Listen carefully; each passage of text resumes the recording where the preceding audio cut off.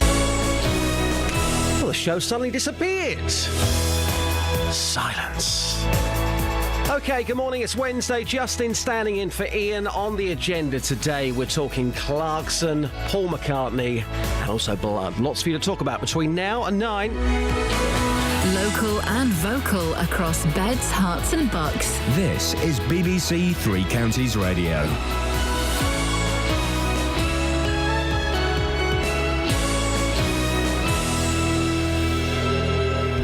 It's 6 o'clock. I'm Simon Oxley. The headlines: British victims in Alps plane crash. Report out today on contaminated blood. And Wycombe beat Luton in League Two promotion clash. BBC Three Counties Radio. The Foreign Secretary Philip Hammond says some British nationals are likely to have been on the Germanwings passenger plane that crashed in the French Alps. All 150 people on board were killed. Professor Graham Braithwaite is director of the Safety and Accident Investigation Centre at Cranfield University in Bedfordshire. The investigators will want to be very careful to be painstaking in collecting together the evidence to fathom out what happened here. I understand that one of the recorders has been recovered, so it'll be a priority to try and get hold of that other recorder so they can try and understand the last phases of flight. But you'll find that the investigators are unlikely to make comment about what they think the cause will be until they're really sure. A long-awaited report into how people received contaminated blood in the 1970s and 80s is published later this morning. Although the focus of the Penrose inquiry is on cases in Scotland, it could lead to victims in the three counties finally getting compensation. Conservative MP for North East Bedfordshire, Alistair Burt, says the scale of the disaster is immense. This is the 15th biggest peacetime disaster in British history, in which the Black Death at 3.5 million is the worst, but the awful Aberfan, whose name we all know, is but the 142nd, with 144 lives lost. Contaminated blood has killed 12 times more. 2 police officers on off-road motorbikes are to be sent to Houghton Regis to tackle problems with nuisance motorcyclists. Residents have contacted BBC Three Counties to complain about the bikes and what they say is a lack of response from Bedfordshire Police. More from Nicola Hazler. In a statement, police say they are working hard to address the problem. They say 2 off-road police motorcyclists will be sent to the area in the next few weeks, supported by 2 uniformed police officers. They say a number of PCSOs will also be on hand to help with issues such as recovering seized vehicles. Yesterday, we spoke to Louise Spendelow, who was left traumatised when an off-road biker crashed into her car, then rode off.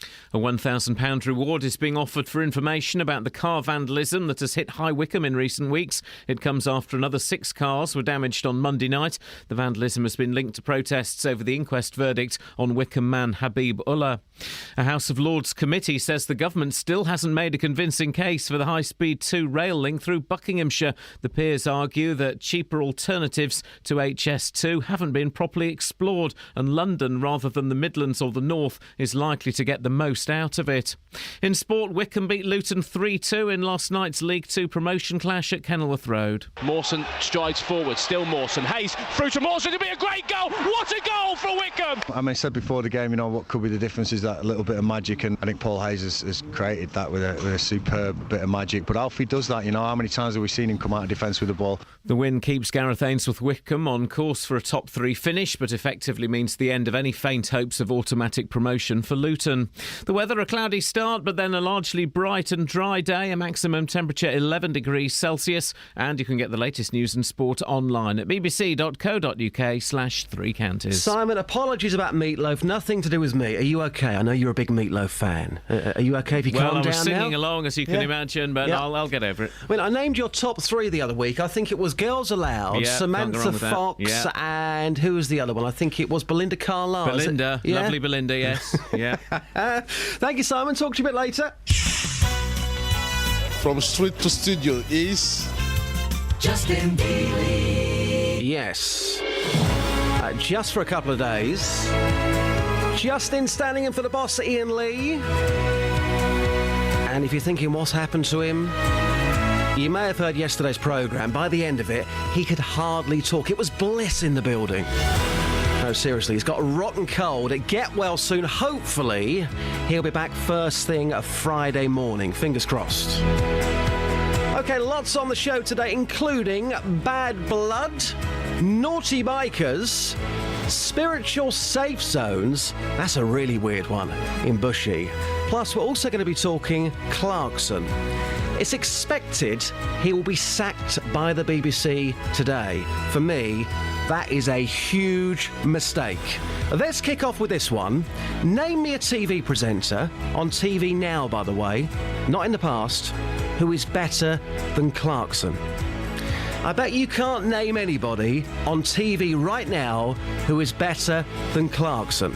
Text me, 81333, start your message with 3CR, or of course you can give me a call, 08459 455 555. Across beds, hearts and bucks. This is BBC Three Counties Radio. We've got a great Northern Soul tune to come, but ladies, later on we are going to be dealing with the weird and the wonderful. This week, I'm even more messed up than normal. I've been watching videos at 2 o'clock in the morning about Paul McCartney. Right. It's resurfaced again. What, Mull of Kintyre? No, not Mull of Kintyre. Because that's quite... Yes, that did mess with my head as well. Is it his new stuff? No, it's not his new stuff. Again, that has messed with my head, but nothing You can do it right now, please. No, again, that was right up there. Apparently, Ringo Starr did an interview recently. A lot of people are talking about it again.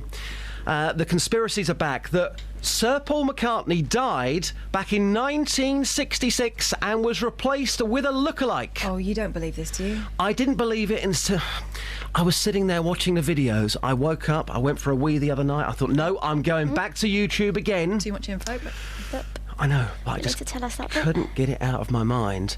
After watching the videos, there is now an element of doubt in my mind that Paul McCartney died back in 1966 and was replaced with a lookalike. Right. Yes. A lookalike who can also play left-handed. Yep. Who looks an awful lot like Paul McCartney. Yes. And sounds the same. That's what lookalikes do, guys. That's what what sound they do. alike? Well, come on, normally you can tell a lookalike. Well, look at the story from 2 weeks ago. Elton John could not be at his mum's 90th birthday, so what did she do? She hired in somebody who looked and sounded like her son. Yeah, but he didn't. He was a man dressed up as Elton John, wasn't it? We're going to be talking about this later on. Can you handle the truth? Do you think... Oh, it's the truth now, is it? In all seriousness, I said, no, come on. They were high on drugs at the time.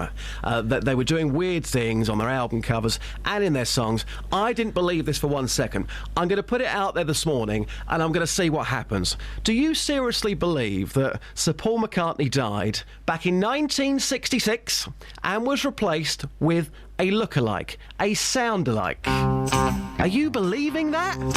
You can email me, justin.dealey@bbc.co.uk.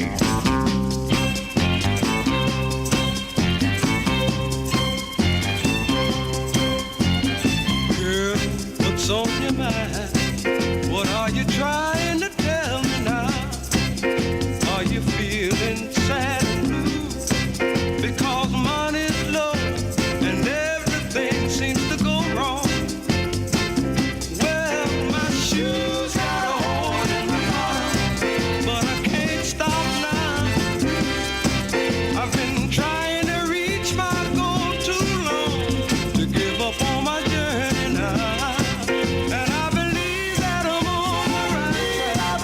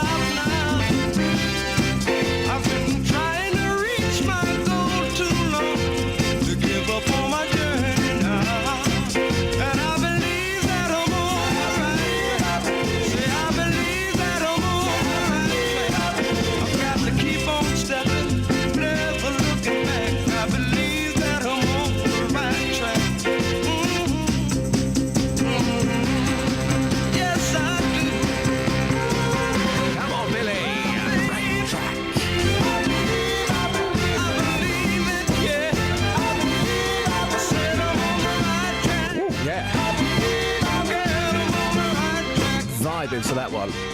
Billy Butler with The Right Track. At BBC Three Counties Radio, some more tunes to come between now and 7. Across beds, hearts and bucks. This is Justin Dealey. BBC Three Counties Radio. 6:10 Wednesday morning. Now, a long-awaited report into how thousands of people received contaminated blood in the 70s and 80s is out later this morning. Although the focus of the Penrose inquiry is on Scotland, it could lead to victims in this part of the world, in Beds, Herts and Bucks, finally getting compensation. Now, one of those is haemophiliac Nikki Jones from St Albans, who was given a blood-clotting agent factor 8 when she was 8 years old, which she believes gave her hepatitis C. The use of manufactured factor 8 has been described by Lord Robert Winston as the worst disaster in NHS history. Strong stuff. Well, Catherine Ball has got the details on this one. What's the disaster that Robert Winston is talking about here? Well, as you said, there are thousands of people in the UK, and many of those were haemophiliacs, which means that their blood doesn't clot as it would in anyone else. They were infected when they were treated with blood products that were imported from the US during the 1970s and 80s. Now, the campaign group Contaminated Blood says that these blood products came from the US, where intravenous drug users, prostitutes and prison inmates were being paid to donate blood, which was known to carry a high risk of infection. A recent parliamentary report by a group of MPs said around 7,500 patients were infected by these products as a result, and more than 2,000 of those people are thought to have died as a result of what happened. Now, opening a debate in the Commons recently, the Conservative MP for North East Bedfordshire, Alistair Burt, said the scale of this disaster is immense. This is the 15th biggest peacetime disaster in British history, in which the Black Death at 3.5 million is the worst, but the awful Aberfan, whose name we all know, is but the 142nd, with 144 lives lost. Contaminated blood has killed 12 times more. So we are going to be talking to Nikki Jones live on the programme, who was treated with contaminated blood. But briefly, what's her story, Catherine? Well, as you said earlier on, Nikki was treated with this thing called factor 8 from donated blood in the 70s and 80s when she was only 8 years old. Her family says that she changed after that happened. She went from being a happy, active child to one that was always tired. She spent a lot of time in bed. She had a lot of rashes, and generally her health was really poor. Now, the medical profession put it down to her age and psychological problems. She found out later on that she'd been infected with hepatitis C. OK, so when did she find out later? You kind of mentioned it briefly there, but... Well, in 1995, so, I mean, this is years after it happened. 1995, she discovered she'd been tested for hepatitis C in 1991, and it found that she was positive for hepatitis C, but she didn't even know she'd been tested for it. Yeah. Now, hepatitis C is a virus that can infect and damage your liver, and when Nikki was pregnant with her second child, she had a letter through to say that she was at high risk for CJD, or mad cow disease, because she'd received blood from people who had the degenerative brain disease. She was given no warning or discussion, just had this letter out of the blue. Horrible story, and Nikki, like many others, have been struggling to get compensation. We can talk about whether compensation would make a difference, but people have been struggling to get the money they feel they're entitled to. Well, also, it has to be said that Nikki she had cancer later on in her life, and she believes that there's a link as well. So she's trying to prove that too. Now, Nikki, like many others, has been struggling to get this compensation from various funds that have been set up to help victims. One of them is called the Skipton Fund. Now, Nikki applied to that, but she was turned down on the grounds that she'd naturally cleared the virus. But medical experts disagreed, and they believe there is a strong link between the breast cancer she developed and the hepatitis C. A recent report by the group of MPs highlights how most people with hep C receive no ongoing payments, and they feel as though they have to beg for discretionary payments. It recommends that payments to people infected through contaminated blood are at a level which lifts them out of poverty. Now, this report today by Lord Penrose, published later this morning into cases in Scotland, and Nikki Jones is looking to this to give us some hope that something might happen here too. Nikki, live on the show later, so still to this day she hasn't received an apology for what's happened. Do you think, personally, and this is a personal view, something we can talk about with people later on as well, do you think an apology for something like this is enough, or do you think that money should be involved? Is money going to make any difference You here? need to talk to Nikki about what the impact has been on her life. Now, I don't really like the idea of suing the NHS. I don't really like the idea of compensation full stop, unless You have been put into financial difficulty as a result of something someone else did and has been denying they're doing. Also, it has to be said that these drug companies, if it's proven that what they did was negligent, then this is the only way to hit them in the pocket. People say, oh, it's all about greed. No, it's not about greed. It's about taking a negative and trying to turn it into some form of positive. If you've got money, you can make your life a little bit better, and I think you're entitled to that. But also, I think if it can be proven that big business has chosen to be greedy rather than careful with people's lives, then there has to be some sort of penalty. Thank you, Catherine. We'll take your thoughts on that throughout the show. BBC Three Counties Radio, 15 minutes past 6 now. Travel news for beds, cards and bugs. BBC Three Counties Radio. In Milton Keynes, having a look at the speed sensors, and there's no problems at the moment on Standing Way, although at the Kingston roundabout there are roadworks, so expect delays there later on.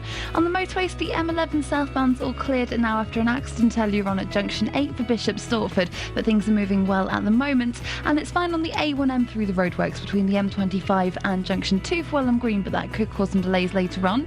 On the trains, the Jubilee line has severe delays between Wilson Green and Wembley Park, and also the Metropolitan line has minor delays through Wembley Park to Baker Street because of late finishing engineering works. Samantha Bruff, BBC Three Counties Radio. Thank you, Samantha. More travel news on the way for you just before 6:30. So the headlines you're waking up to this morning, the Foreign Secretary says that some British nationals are likely to have been on a passenger plane that crashed in the French Alps, killing all 150 people on board. As you heard a moment ago, a long-awaited report into how people receive contaminated blood in the 70s and 80s is published later this morning. And last night, do we have to talk about this? Wycombe beat the mighty Luton Town 3-2 in last night's promotion clash at Kenilworth Road. BBC Three Counties Radio.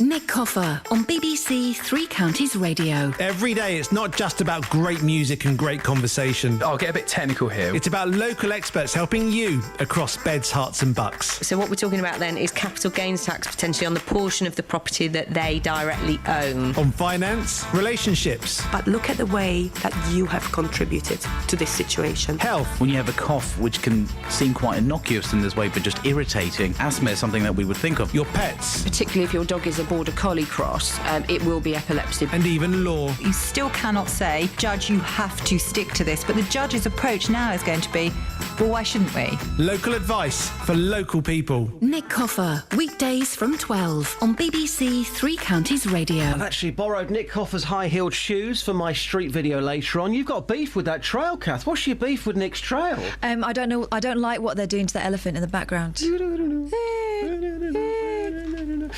Gab says here, hi Justin, Jonathan Ross is better and funnier than Clarkson. Not sure what it is that Clarkson is good at. Question mark. He's a legend, come on. Not my cup of tea, but Jonathan Ross funnier than Clarkson? Come on. And another great one, great example there. Jonathan Ross had a BBC, said, you know what, Johnny boy?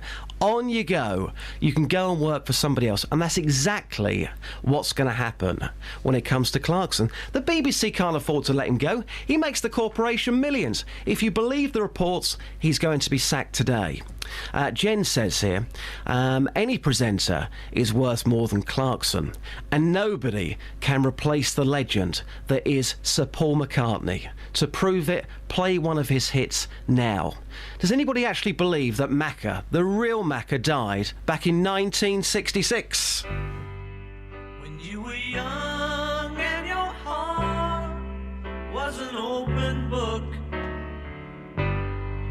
you used to say, live and let live.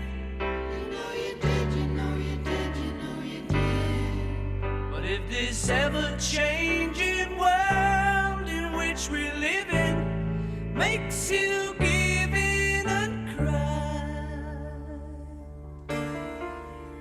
say live and let die.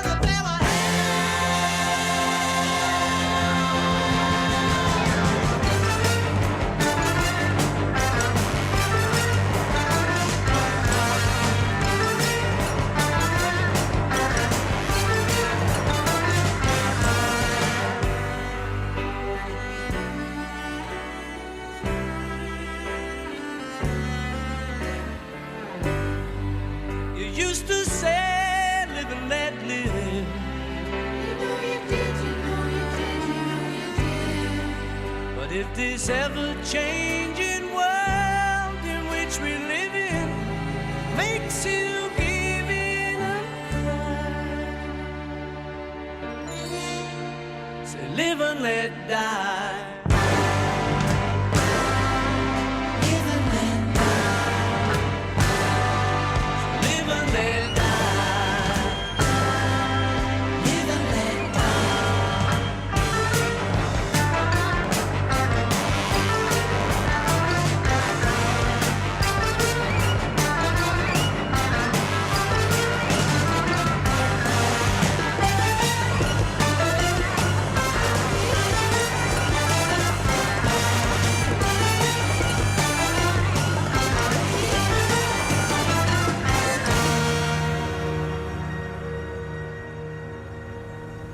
Great vocals from Billy Shears, Live and Let Die. Shirley, thank you for your message. I'm going to put you down as a believer. On FM, AM, online and digital radio. This is Justin Dealey. On BBC Three Counties Radio. Yep, standing in for the boss. He's got a cold, hopefully back with you first thing Friday morning. Now, this week we've been covering the story, and it's got you all going, of off-road motorbikes being driven across pavements, parks and the wrong way around roundabouts in Houghton Regis. Lots of your calls came in telling us that the police did absolutely nothing about it, despite seeing it firsthand in some cases. The local Tory MP, Andrew Selous, he wants answers. Section 59 of the Police Reform Act gives the police powers to act in this area, and if the police have been behaving like that, that's an issue I will take up directly with the Chief Constable.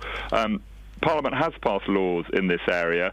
These bikes are illegal to be ridden on the public highway and on council-owned land, and that is where they're being ridden all over the place in Houghton Regis and in Dunstable as well. So it is simply not acceptable. So he wants answers, so do you. I want you to listen to what's coming up here, and I want your reaction to this, because this is absolutely incredible. So we gave the police a call, didn't we, Catherine? Yeah, because you remember yesterday morning Bedfordshire Police were not available to come onto the programme to respond, and they did get a little bit of a hammering, and maybe unfairly, so we wanted to give them the right of reply. So yesterday one of our reporters called Bedfordshire Police 7 times to get someone to come on the breakfast programme. Now, we asked to speak to the Chief Constable, Colette Paul, or the Chief Inspector overseeing the problems in Houghton Regis, because this is a bit more than just something an officer dealing with the area can deal with. So the listeners doing their job, reporting it to us, our reporter doing her job, she phoned 7 times. This is fantastic. Who's coming on the programme today? Well, that's an interesting question, and it has to be said that the listeners weren't just reporting it to us, they were reporting the fact that they had reported it to police to us as well, so it wasn't like they were bypassing the police. So first of all, our reporter was told by Bedfordshire Police that we don't feel it's appropriate for the Chief Constable to comment because it's a very localised issue and it's not happening across the county. Wow. Well, you know, OK, we had reports that it was happening in Luton and also in Dunstable as well, but OK. So our reporter asked for the request to be put to a nonetheless. Our reporter was then told that the local Chief Inspector may be available to answer questions on the issue, but later in the day it emerged that he wasn't going to be available this morning, but he would go and speak to our drive time programme yesterday. So even though the concerns were raised on this programme, drive time was where they wanted to go. Now, you would think that he'd be busier in the afternoon rather than first thing in the morning on this programme. Well, there is that, but I mean, who knows what his schedule might be. It's unfortunate because, you know, as our reporter pointed out, and you just said, it was listeners to this programme who brought the issue to our attention. So it made much more sense to have the answers here too, because the same people will be listening, so they can get the answers to their questions. Now, we said we can fit around his availability, so choose a morning. Tell us a morning that might be good for him. The response from Bedfordshire Police then changed. We won't be putting him forward to talk to your breakfast programme on any day. Let's just get that clear again. On any day. Not today, not tomorrow, not Friday. Any day. Instead, they said they would send us a statement, and they added, we would like to ask the people of Houghton Regis not to contact the BBC but to come to us directly, which by the way is what they have been doing. Yes. Which is why they've come to us, because they're getting no joy. Our reporter then asked if the request had ever been put to the Chief Constable to come on the breakfast programme. Our reporter was told, well, as you can appreciate, these are very busy people, and that we don't consider it appropriate for the Chief Constable to comment, and that she would not be speaking to us on the issue at all either. That, to me, and maybe I'm jumping to the wrong conclusion, it is a no. Yes. When our reporter asked for a future date, again said that we could fit around the availability of a very, very busy person who always, has spoken out about important things in the past and, she could defend herself fine. When we asked for that future date, they said that the actions that they were taking were laid out in the statement, so there'll be nothing more to say on the subject either this week or next week. Do you know what? I know I'm meant to be impartial, but I'm starting to get really, really angry. OK, just lastly, and I'm sure that people want to have their say about this, so we won't be getting anybody from Bedfordshire Police at all then, Catherine? Well, Bedfordshire Police then said that they had heard that the county's Police and Crime Commissioner, Ollie Martins, was coming on the programme and they were happy for him to represent their views. Now, let's just get this straight. Ollie Martins is not a police spokesman. He's there to hold them to account on behalf of the public as the Police and Crime Commissioner for Bedfordshire. Now, admittedly, within his role, he can work with the police to achieve certain things on behalf of council taxpayers, but he has no power in operational matters. So if police have to change the way they work to deal with something, that is Colette Paul's job. And this isn't really a story about off-road motorbikes just in Houghton Regis. As we said, it's about Dunstable and Luton as well. But also, if the public are telling us that they are seeing lawlessness and the police are seeing lawlessness and sitting in their vans doing nothing about it, you would think the Chief Constable might have something to say. There might be a reason why they are not acting. There might be something that they have planned in the future that they maybe don't want to tell us about fully, but they can allude to, so that people don't have a fear. And this is the fear in Houghton Regis. The fear is these people can do what they want and they know it. So anyway, they sent us a statement, and before I read out the statement, here's Andrew Sellew again. I don't even think I want to hear it, but here we go. I have a role to challenge and chase and, hold the police and the local councils to account, which is exactly what I intend to do. But it's not sorted yet. I mean, I did learn from the police yesterday they have now bought some dedicated off-road bikes, but I want officers on those bikes. I want to see some arrests, and I want to see some of these mini-motos crushed. OK, let's hear the Dole statement. The statement is from Chief Inspector Gavin Hughes-Rowlands, who looks after policing in central Bedfordshire. We have received a number of reports that motorcycles are being ridden off-road and causing issues in Houghton Regis, and we would like to reassure the public that we are working hard to address this problem. 2 off-road police motorcyclists will be provided to that specific area in the coming weeks in order to directly tackle those responsible, supported by 2 dedicated uniformed police officers. A number of PCSOs will also be on hand to assist with issues such as recovering seized vehicles. Do you know what? I'm absolutely speechless. It's not very often that happens, is it? And you've known me for a long time. It's just absolutely unbelievable. OK, if you live in Houghton Regis, we'll take your reaction again. Or Dunstable, or Luton. Or Luton. I'll tell you what, here's the first thing we'll throw out, because Beds Police are saying to us the issue is too local for somebody high in authority to come on this programme. So if we're talking Houghton Regis, Dunstable, Luton, where else in Bedfordshire is there a problem with these off-road motorbikes? Kids on bikes, no helmets, causing absolute chaos. If you live in Bedfordshire, is it a problem where you live? Beds Police saying, nope, it's too local.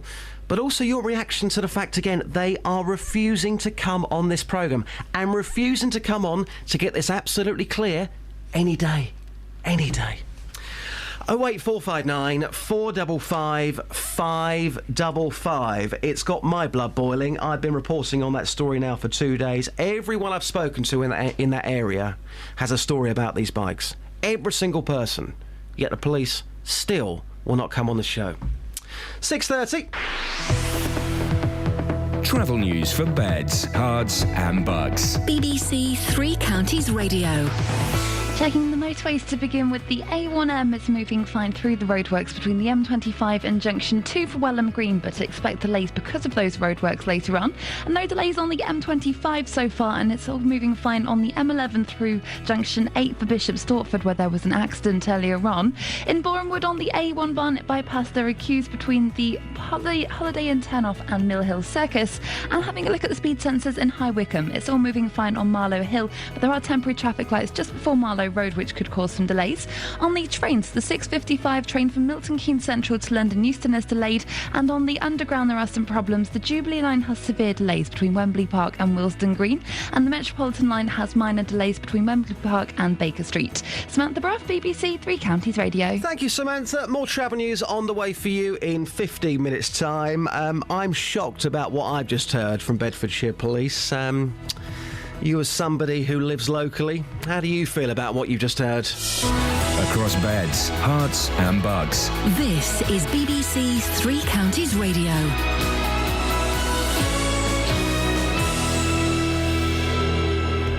It's 6:30. I'm Simon Oxley. The Foreign Secretary says some British nationals are likely to have been on the passenger plane that crashed in the French Alps, killing all 150 people on board. A long-awaited report into how people received contaminated blood in the 1970s and 80s is published later this morning. 2 police officers on off-road motorbikes are to be sent to Houghton Regis to tackle problems with nuisance riders. Residents have contacted BBC Three Counties to complain about what they say is a lack of response from Bedfordshire Police.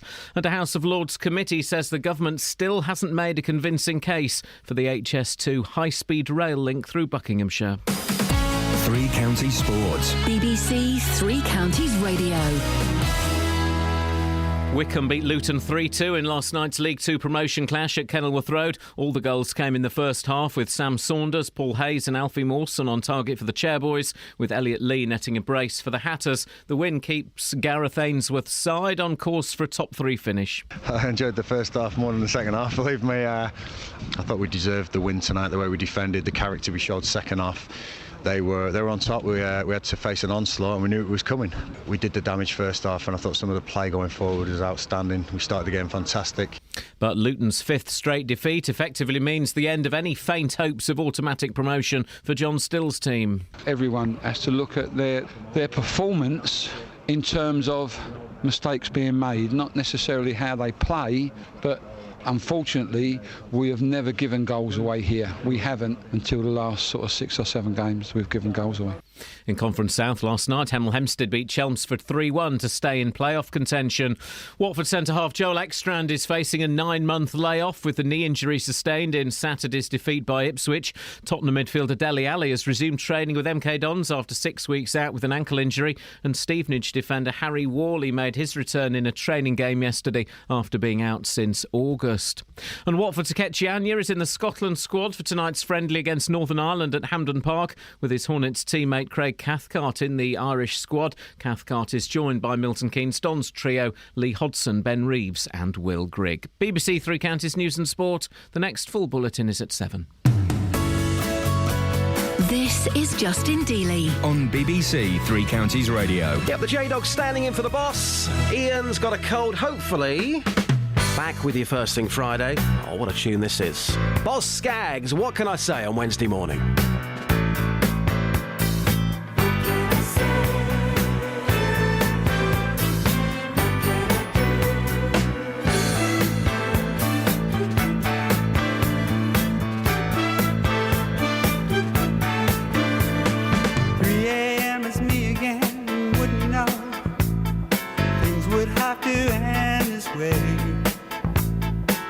My best, the perfect guest knew when to go.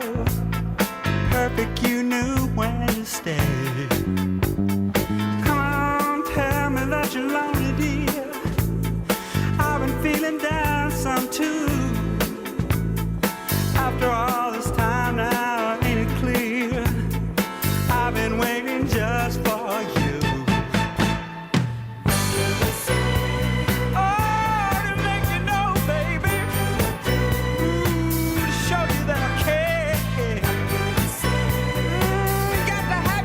Baby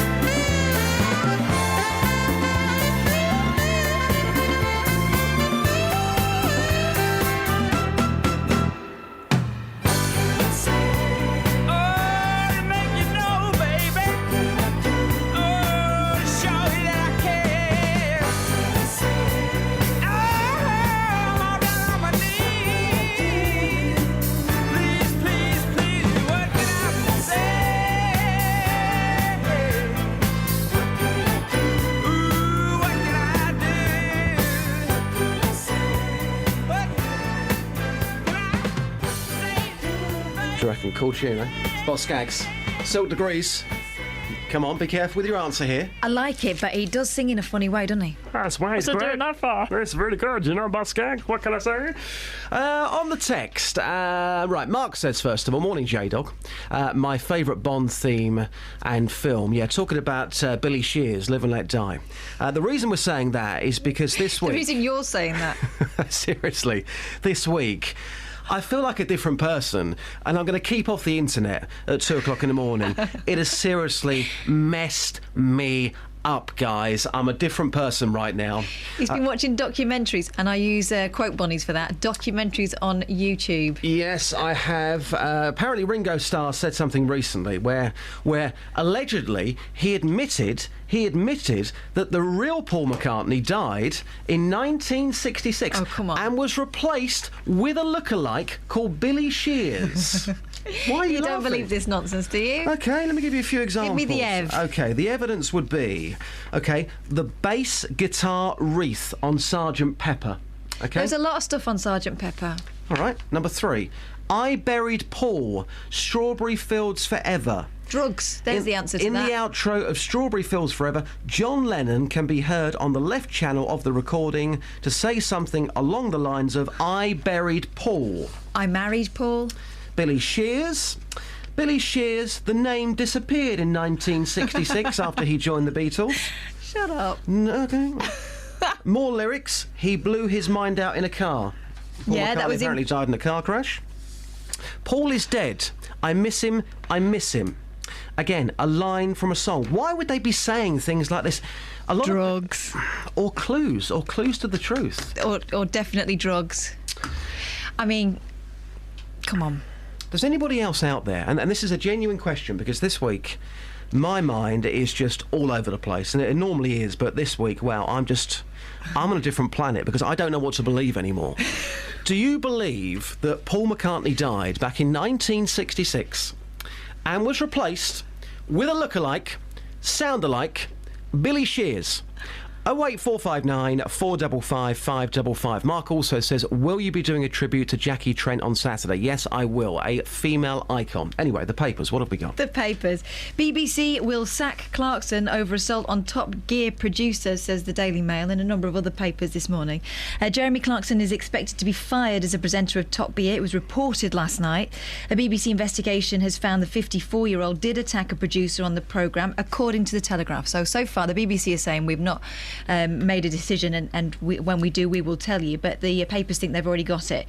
This report allegedly found that Mr. Clarkson spent 20 minutes verbally abusing a producer before launching a 30-second physical assault. The Director General, Lord Hall, is expected to announce a decision on Clarkson's future today. The BBC is insisting a final decision hasn't been made last night. When we have an outcome, we'll announce it. OK, so if we're to believe this, and I think there's every truth in this, if this story is to be believed, and it was trending last night, if Clarkson is to be sacked today by the BBC, have they made a big mistake? In my opinion, yes, they have, and a big, big, big mistake. You can't punch people at work. Can't you, though? Let's have this conversation right now, and we could get in trouble for this, but let's have the conversation on air right now. Why can't you punch people at work? Because it's assault. Because it's bullying. Especially, if in this case what happened is being reported faithfully, it's someone who is in a huge amount of power and authority over someone else, and it's not an equal footing. You just can't fight at work. You just can't fight at work. If you were to have a fight at work, you'd be sacked. I don't know. You see, I think it's different with you because you're the producer of this programme this morning and you're a lady. If I punched you, of course I should be sacked. No, That's but different. if I was a man, you'd be sacked. No, I don't go along with that. I think let's just say Iain was here this morning. I'm standing in for Iain. Normally I'm Ian's reporter, and we're under a lot of pressure every single day to come up with the goods on this programme. Mm-hmm. If we have a disagreement and we have a strong disagreement and he punches me, well, as long as it's not happening every single week, I don't get what the big deal is, because people in an environment like that, they're under severe pressure and these things are going to happen. I think that if you saw it that way, if you were the punched person, then that's one thing. This guy doesn't see it that way. So does he have a right to go to work without having his face punched? Well, move him on to a different programme. Move him on to a different programme. That is like saying that if you earn a certain amount of money, or if you earn a certain amount of money for the corporation, you can do what you want. To a certain degree, you can. And I know that sounds really bad, but if he's making millions for the BBC every single year, this programme is no programme without him. To a certain degree, I think he can do what he wants. He can say what he wants. It's all a big act. And they know they're going to lose. It wasn't an act punching this guy in the face, was it? No, but obviously previous warnings, I think it's all part of the act. But I just think, that in a work environment, if you're producing a television programme that's that popular, that millions of people absolutely love, every now and again, man to man, geezer to geezer, call it whatever you want to, things are going to get out of hand. And sometimes, as blokes, that's the only way that we know to punch somebody. Really? Yeah, no, seriously. I think there'll be loads of blokes out there who'll say, don't count me in and that. Well, take your views on this. You can text me 81333, start your message with 3CR, or you can give me a call 08459 455 555. Let's just put it out there. Have you ever had a fight at work? I think the way people are talking about this, as if it's a complete and utter one-off case, Clarkson, what an absolute outrage, how dare he punch somebody. I think people have fights at work all the time. How often have you been punched at work? I haven't been punched at work, but I tell you what, it's come very, very close. I've been pushed at work, not here, I've been pushed. So what stopped you? What stopped me punching somebody? Decency and professionalism. Well, was I professional by getting involved in a pushing match in my previous job? You didn't punch him, though? I didn't punch him, but it came close to punching him. I came close. I just think these things are going to happen. I think if we're living in the real world, okay, not some fantasy land where everyone's all really nice. In the real world, fights are going to happen at work. Okay. I'll be shocked. So if we are underlings at work, we should expect that the richer blokes can push us around and do what they want. Not saying that. Not saying. You kind of are. What I'm saying is, in a work environment, to go back to the original point, in a work environment like he's in, and yes, he may be on a lot of money, but where there's money comes extreme pressure. He wants to be the very, very best, because if he's not, he's going to be slated. In this case, he wanted steak and chips. And he may, just for that split second, have lost it. Yes, he shouldn't have punched him. What he should do is apologise, and then everybody moves on. That's it. Everybody moves on. It's been blown out of proportion. But he's just going to go now to another TV channel and make even more money. The only person who wins in all of this, you've got to admit, is Clarkson. Because he's going to go to ITV, he'll go to Sky, he'll make a fortune. Somebody will want to employ him, a bit like Jonathan Ross. Let him go, let him go. BBC doing it again, let him go. Just let him go. You can't do that. You can't do that. You're shocked at my views, aren't you? We're not going to agree. What do you think? You can email as well, justin.dealey@bbc.co.uk. On a more light-hearted subject, Black Friday, very quickly. This year, the companies are being warned not to go as hyper as last year. we went to Dunstable. I don't agree with this. I went to Dunstable last year. Punching over a telly. People were punching and biting over a television, which, to be quite honest with you, I wouldn't have bought for my worst enemy. It wasn't even a well-known brand, was it? No, it was a brand who used to sponsor Watford. I mean, enough said. Enough said. 15 minutes to 7. Travel news for beds, cards and bugs. BBC Three Counties Radio. On the M1 southbound, it's looking very slow from junction 10 for the Luton Airport Spur Road towards junction 9 for Redbourne, and the M25 anti-clockwise beginning to get quite busy between junction 21 for the M1 and 19 for Watford. The North Orbital Road is also building up around the M25 junction 21A roundabouts, and elsewhere in Bishop Stortford on Dunmow Road, that's closed for water mains work between Stansted Road and Stortford Hall Park, so expect delays there. On the trains, the 6:47 service from Stevenage to Peterborough is delayed, and there's some delays on the London Underground this morning. The Jubilee line has severe delays between Wembley Park and Willesden Green, and the Metropolitan line has minor delays between Harrow-on-the-Hill and Uxbridge. That's because of late finishing engineering works at Neasden. Samantha Bruff, BBC Three Counties Radio. Thank you, Samantha. More travel news on the way for you just before 7. So, the headlines you're waking up to this morning. The Foreign Secretary says that some British nationals are likely to have been on the passenger plane that crashed in the French Alps, killing all 150 people on board. A long-awaited report into how people receive contaminated blood in the 70s and 80s is published later this morning, and I've got to say this because it's in my contract. Wycombe beat Luton 3-2 in last night's match. Beds, Hearts and Bucks weather. BBC Three Counties Radio. OK, Alina, before you start, later on today, I'm going to be in Stevenage. I'm going to be recording my latest Taking It to the Streets video. It's Ladies' Day for my show this Saturday. I'm going to be dressed up as Madonna, OK? Which style of Madonna? Because there's different styles. OK, baby, you want to get technical? We'll get technical. Yeah, all right, OK. We're talking Like a Prayer? We're talking Vogue? We're talking comb bra. All right, we're talking comb bra, we're talking high heels. The heels have got J-Dog written on them. Yeah. I've got the eyelashes, I've got the full shebang, all right? So I'm going to be in Stevenage for around midday. Yes. You better come up with the goods here, Alina. What's happening?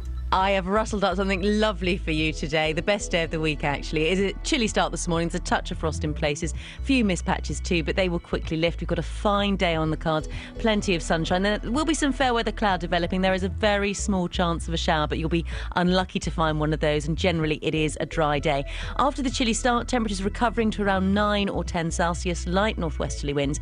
Clear skies this evening and at first tonight before the cloud builds from the west, bringing some rain through the early hours. The southwesterly winds strengthening as well. Under clearer skies initially, we'll see temperatures dipping down to 2 Celsius, but those values recovering as the cloud and rain arrive. Wet morning tomorrow. The rain will gradually clear eastward, so by the afternoon at the latest it will be dry with a return of the sunshine. A much milder feel tomorrow, highs of 12 Celsius. And then on Friday it's a cloudy, breezy day, some drizzly rain later in the day but not amounting to much. Saturday will be cloudy and blustery with perhaps a spell of persistent rain around the middle part of the day. And that's your forecast. Thank you, Alina. Thank you very much.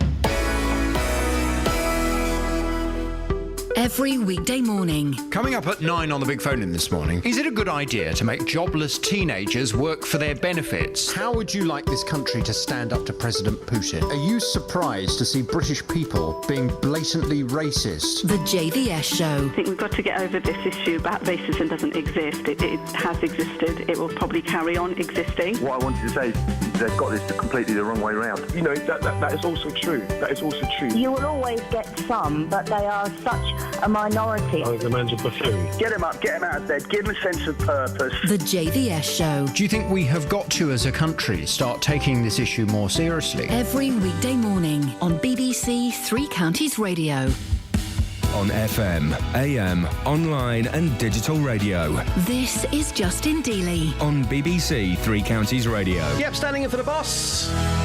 Only for a couple of days. He's got a cold. Ian hopefully back first thing Friday morning. OK, Jamie's in Luton. Hi, Jamie. Morning. Welcome to the programme. It's Grumpy Jamie. Oh, Grumpy How are you, Jamie? I'm pretty good today. Oh, there you go. Can you hear by his voice? Yeah.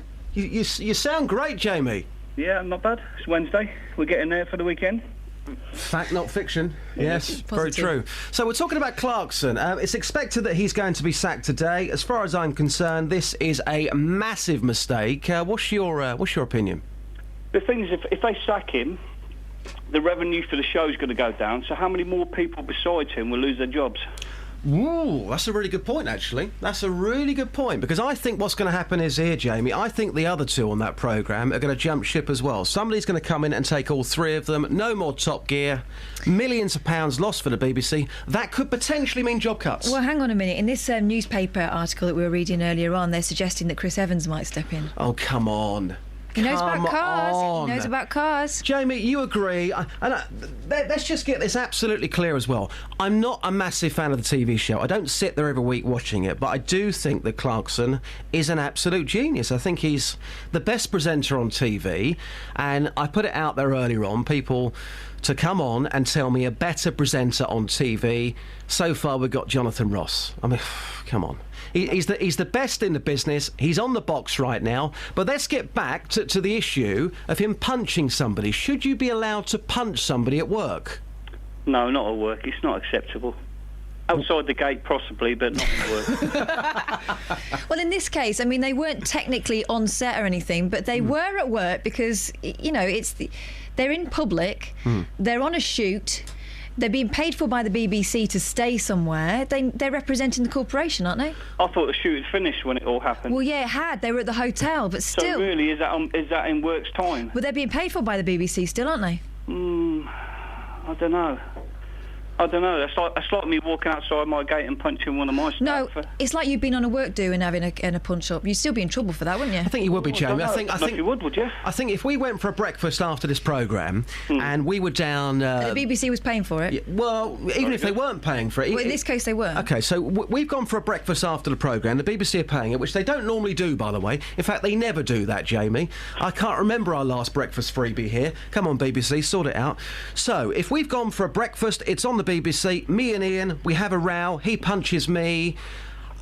That's still work for me. Even if the BBC are not paying for it, we're still in a work environment. And it is work, because the reason why Clarkson was annoyed with this guy is because he said him not providing steak and chips was him not doing his job properly. Yeah. So he's still ordering him about, isn't he? Steak and chips. Thank you, Jamie. No problem. Take care. Take care. Let's go to Mark. Hello, Mark. Hello, mate. How are you, Mark?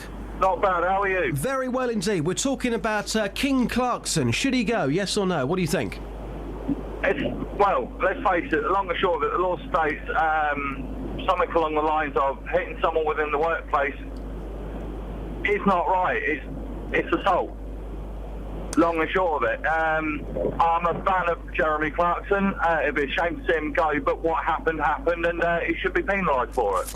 OK, so what about you, Mark? Have you never, ever got into a row, into a punch-up with another man at work? Has that never happened to you? I used to work within the security industry, so it used to happen every week. But were you fighting with the public, or were you fighting with people that you worked with? It wasn't fighting as such. Mine was more control and restraint, but long and short of it, it came down to people at work as well as people of the public. Let's be clear on this, Mark. Let's be clear on this. Were you ever punched by somebody at work? By a work colleague? I have been once or twice, yes. OK, now what happened next? If it was a colleague, they were strongly reprimanded, if not sacked. But were they sacked? Why are you talking like it's on a two-tier system because Jeremy Clarkson actually has a lot more than I'm trying to make it real, Mark, because a lot of people are saying, oh, Clarkson, he's a millionaire, he's got loads of money. Take that out of the equation. No, but that's part of your justification for why it would be a mistake to sack him, because he makes a lot of money for the corporation. To a certain degree, but Mark here has had a real situation with a work colleague who punched you. Was that person sacked, Mark, yes or no? Yes, that person was sacked. And do you think that was the right thing to do? Yes, it was. What was the row over? That's something I don't really want to go into on air. OK, fair enough. But did you want him sacked, or would you personally have been happy with an apology and then to move on and put it behind you? No, that person was a liability. OK. So you think Clarkson's a liability and he's got to go? I never actually said that. I don't know the full ins and outs of everything, so I've only been catching snippets of what happened, but over a hot meal or something to the other, be more of a man and literally, look, it happened, there's no need to fight over a dinner now, is there? Now, if you were homeless and you were fighting for food, yeah, all right, there may be a different aspect on it, but a man who's got millions, nah. Mark, what's your favourite steak, Mark? Pardon? What's your favourite steak? What's my favourite steak? Ribeye, yeah, good man. It's got the marble going through it, it's got the flavour. That's what the row was over. That's what it was over. It still makes no difference. It's a food. He's not homeless, is he? He's not fighting to literally stay alive. No, it's a good point. If he doesn't like what he likes, he can go down the local after and order something. Mark, you tell it the way it is. Thank you very much. Take care. Take care. All the best. There you go. Mark on his mobile phone there. Interesting views. One more before the champs. What else is in the papers this morning? There was this, a sunspot. I always like these because it doesn't tell you an awful lot, but it sometimes gives you a bit of food for thought. And in this case, it's about food that drives you crackers. Literally, this burglar was jailed for 6 months despite trying to blame his crime spree on... Go on. Candy floss. He reckoned it caused temporary insanity. Now, Yeah, the judge didn't believe it, and Yep. I don't think the public would generally believe it. But there are certain foods and certain colleagues of mine that will tell me that food tips them over the edge, and you're one of them, Do Justin. you know what? There's so much I want to talk about this morning. I've got so many of these texts coming in. I'll come to those very soon, I promise. But do you know what? When I was a kid, I was banned from drinking orange juice, okay? Because it sent me absolutely bananas. And now you're grown up, what sends you into a rage? Bacon. And again, I put this out there. Seriously. You may be laughing, but somebody please back me up on this one. If I eat bacon, it's salty, it dehydrates me, it makes me angry. I call it bacon rage. And still, I'm yet to find anybody who believes in this very serious condition. There's got to be somebody out there, surely, who agrees with me. 08459 455 555. The foods that send you crazy. We can do that this morning. Thank you, Catherine. I'll talk to you very soon. Right, lots we're talking about this morning. BBC Three Counties Radio. The time is now 7 minutes. And let's have a tune, shall we? From the Champs. Oh, yeah, here we go. Wednesday morning. Beds, Hearts and Bucks. Tequila.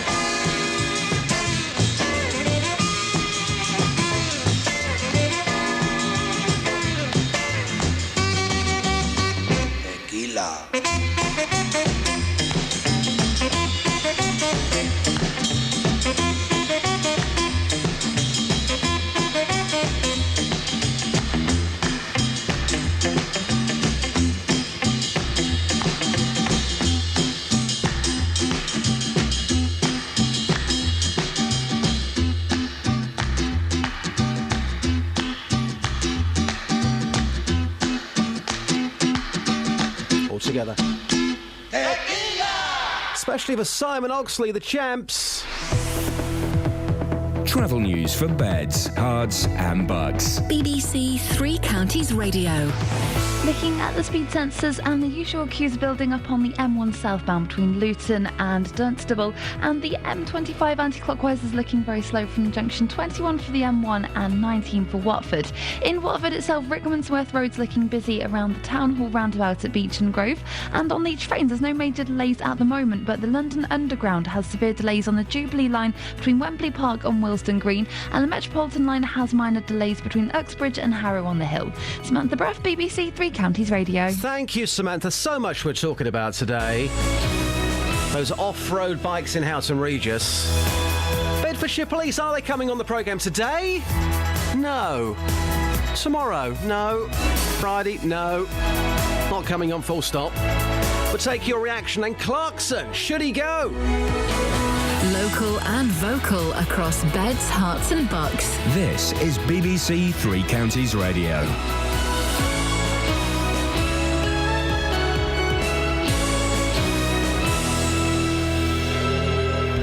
It's 7 o'clock. I'm Simon Oxley. The headlines: British victims likely, an Alps plane crash, report to be published into contaminated blood, and Wycombe win at Luton in League Two promotion clash. BBC Three Counties Radio. The Foreign Secretary, Philip Hammond, says some British nationals are likely to have been on the Germanwings passenger plane that crashed in the French Alps. All 150 people on board were killed. Professor Graham Braithwaite is director of the Safety and Accident Investigation Centre at Cranfield University City in Bedfordshire. The investigators will want to be very careful to be painstaking in collecting together the evidence to fathom out what happened here. I understand that one of the recorders has been recovered, so it'll be a priority to try and get hold of that other recorder so they can try and understand the last phases of flight.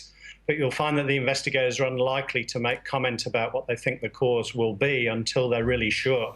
A long-awaited report into how people received contaminated blood in the 1970s and 80s is published later this morning. Although the focus is on cases in Scotland, it could lead to victims in the 3 counties finally getting compensation. Conservative MP for North East Bedfordshire Alistair Burt says the scale of the disaster is immense. This is the 15th biggest peacetime disaster in British history, in which the Black Death at 3.5 million is the worst, but the awful Aberfan, whose name we all know, is but the 142nd, with 144 lives lost.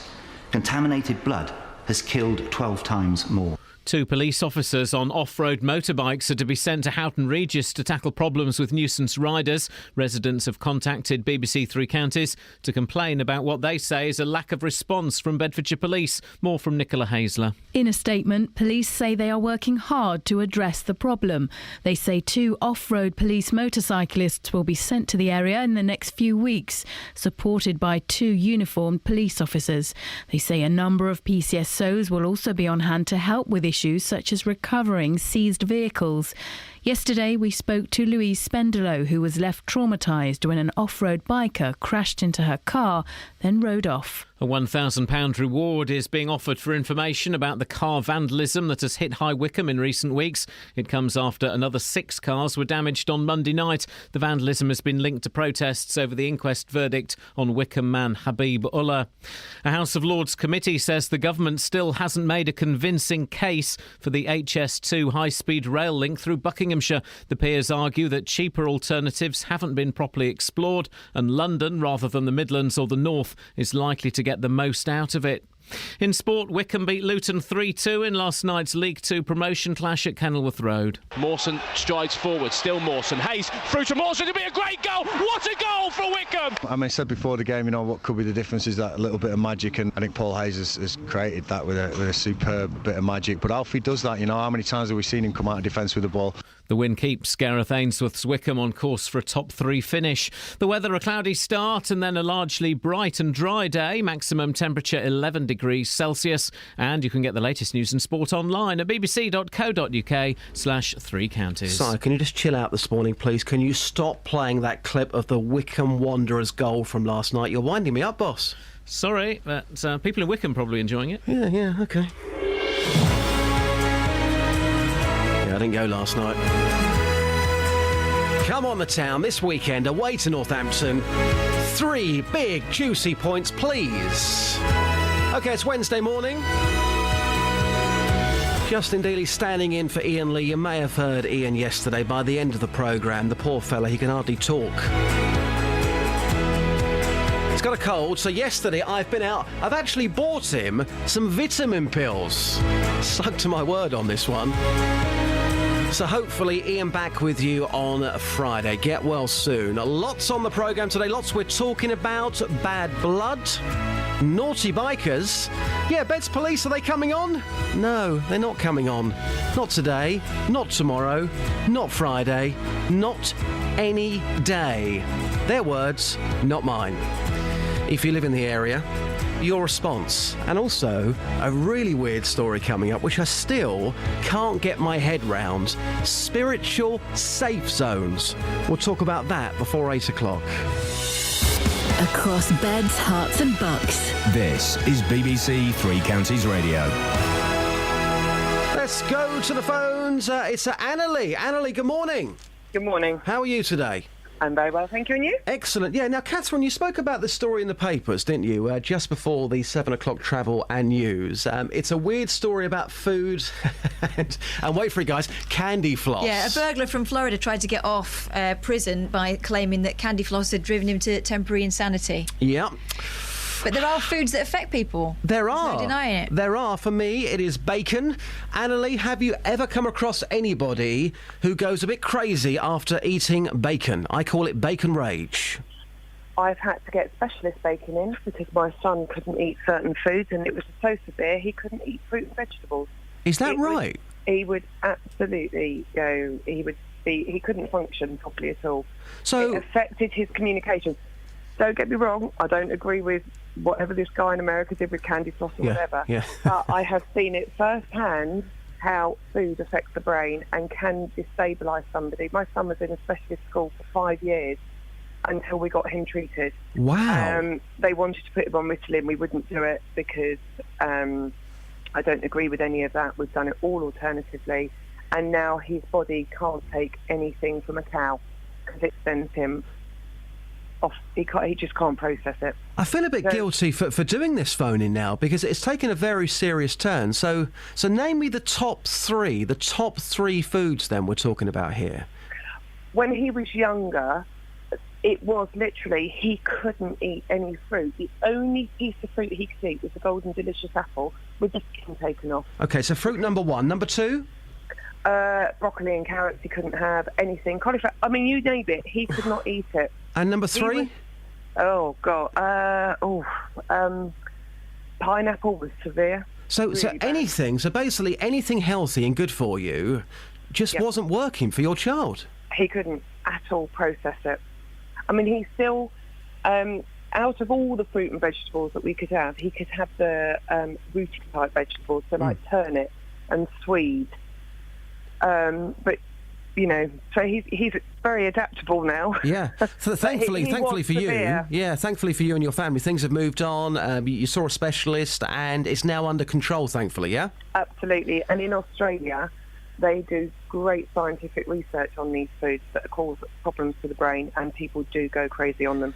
Annalie, every now and again, a story like this crops up in the papers. Would you mind if I kept you on file here? Would that be okay? That's fine. I come on to Roberto's show anyway, so yeah, that's fine. Okay, great stuff. Thank you, Annalie. All the very best. Take care. Wow, Bye-bye. wasn't expecting that. There you go. Foods that drive you crazy. This person claiming candy floss sent him mad. The foods that have sent you crazy. For me, it's bacon. Seriously, if I go down the cafe with the guys, I can't have bacon because I call it bacon rage. It's salty. It makes me dehydrated. I get angry. I get furious. Within an hour, I'm rowing with people. I'm not that sort of person. Which foods send you a bit crazy? 08459 455 555, or you can text me. We'll come to those texts very soon. Text 81333. Start your message with 3CR. Text will be charged at the standard network rate. BBC Three Counties Radio. 8 minutes past 7. Now, a long-awaited report into how people received contaminated blood in the 70s and the 80s. It's out later this morning. Although the focus of the Penrose inquiry is on cases in Scotland, it could lead to victims here in Beds, Herts and Bucks finally getting compensation. Now, one of those is haemophiliac Nikki Jones from St Albans, who was given a blood clotting agent called Factor 8. Now, this was given to her when she was 8 years old, which she believes gave her hepatitis C. Nikki joins me live in the studio right now. Nikki, thanks so much for coming in for us. Hi, thank you. So you were 8 years old when you had this transfusion. Tell us more about what happened. What happened, I was diagnosed with haemophilia when I was about 7. My dad's a haemophiliac. I had to have treatment for various things, like I broke my arm, I had tooth extractions, and then when I was about 8 I needed a tonsillectomy, and what we didn't know was they changed the original treatment I was having from cryocypricate to Factor 8. I had the tonsillectomy. I was poorly in hospital for a little while after that, and when I was discharged some weeks, months later, I was extremely poorly. I lost interest in school, playing, all the normal things that a child would do, and I literally just took to my bed. As I say, I had many health problems. My mum would take me back to the haemophilia centre, asking them, what have you done with my child? Yeah. they would kind of run off into little rooms, and in the end they were just saying it was psychological problems. Wow. Okay, so you knew, your family knew pretty much straight away that there was Yes. something wrong. Yeah. When did you find out you had hepatitis C? It wasn't till 1995 it had been reported on the news that many haemophiliacs had been given hepatitis C. So how many years was that before you actually found out? So it was 15 years. 15 years before you 15 found out. years. You've been suffering with that for 15 years. Yeah, 15 years, and the worst thing is they knew, because they'd taken blood in 91, which I was unaware of. Yeah. And that blood test result said that I was hepatitis C positive, but I was only told in 95 through asking. I mean, to hear you sit here and tell me that, it's just absolutely shocking. Yeah. 15 years of your life, and as you say, they had the blood there, so, Yeah. so they must have known that you had hepatitis C. They must have done. Yeah. How has it affected your life even now? It's had a massive impact on my life, along with my family's. I've had health problems since I was a child. I've been under different specialists, and basically no one kind of really knows how to deal with my health problems. I had breast cancer when I was 39. I become unwell, I'm put on steroids, I live on painkillers to get through the day. And I do work, I've always worked. But this is the impact that it's had on my life and many others. Many others sadly have passed away. This report is out today.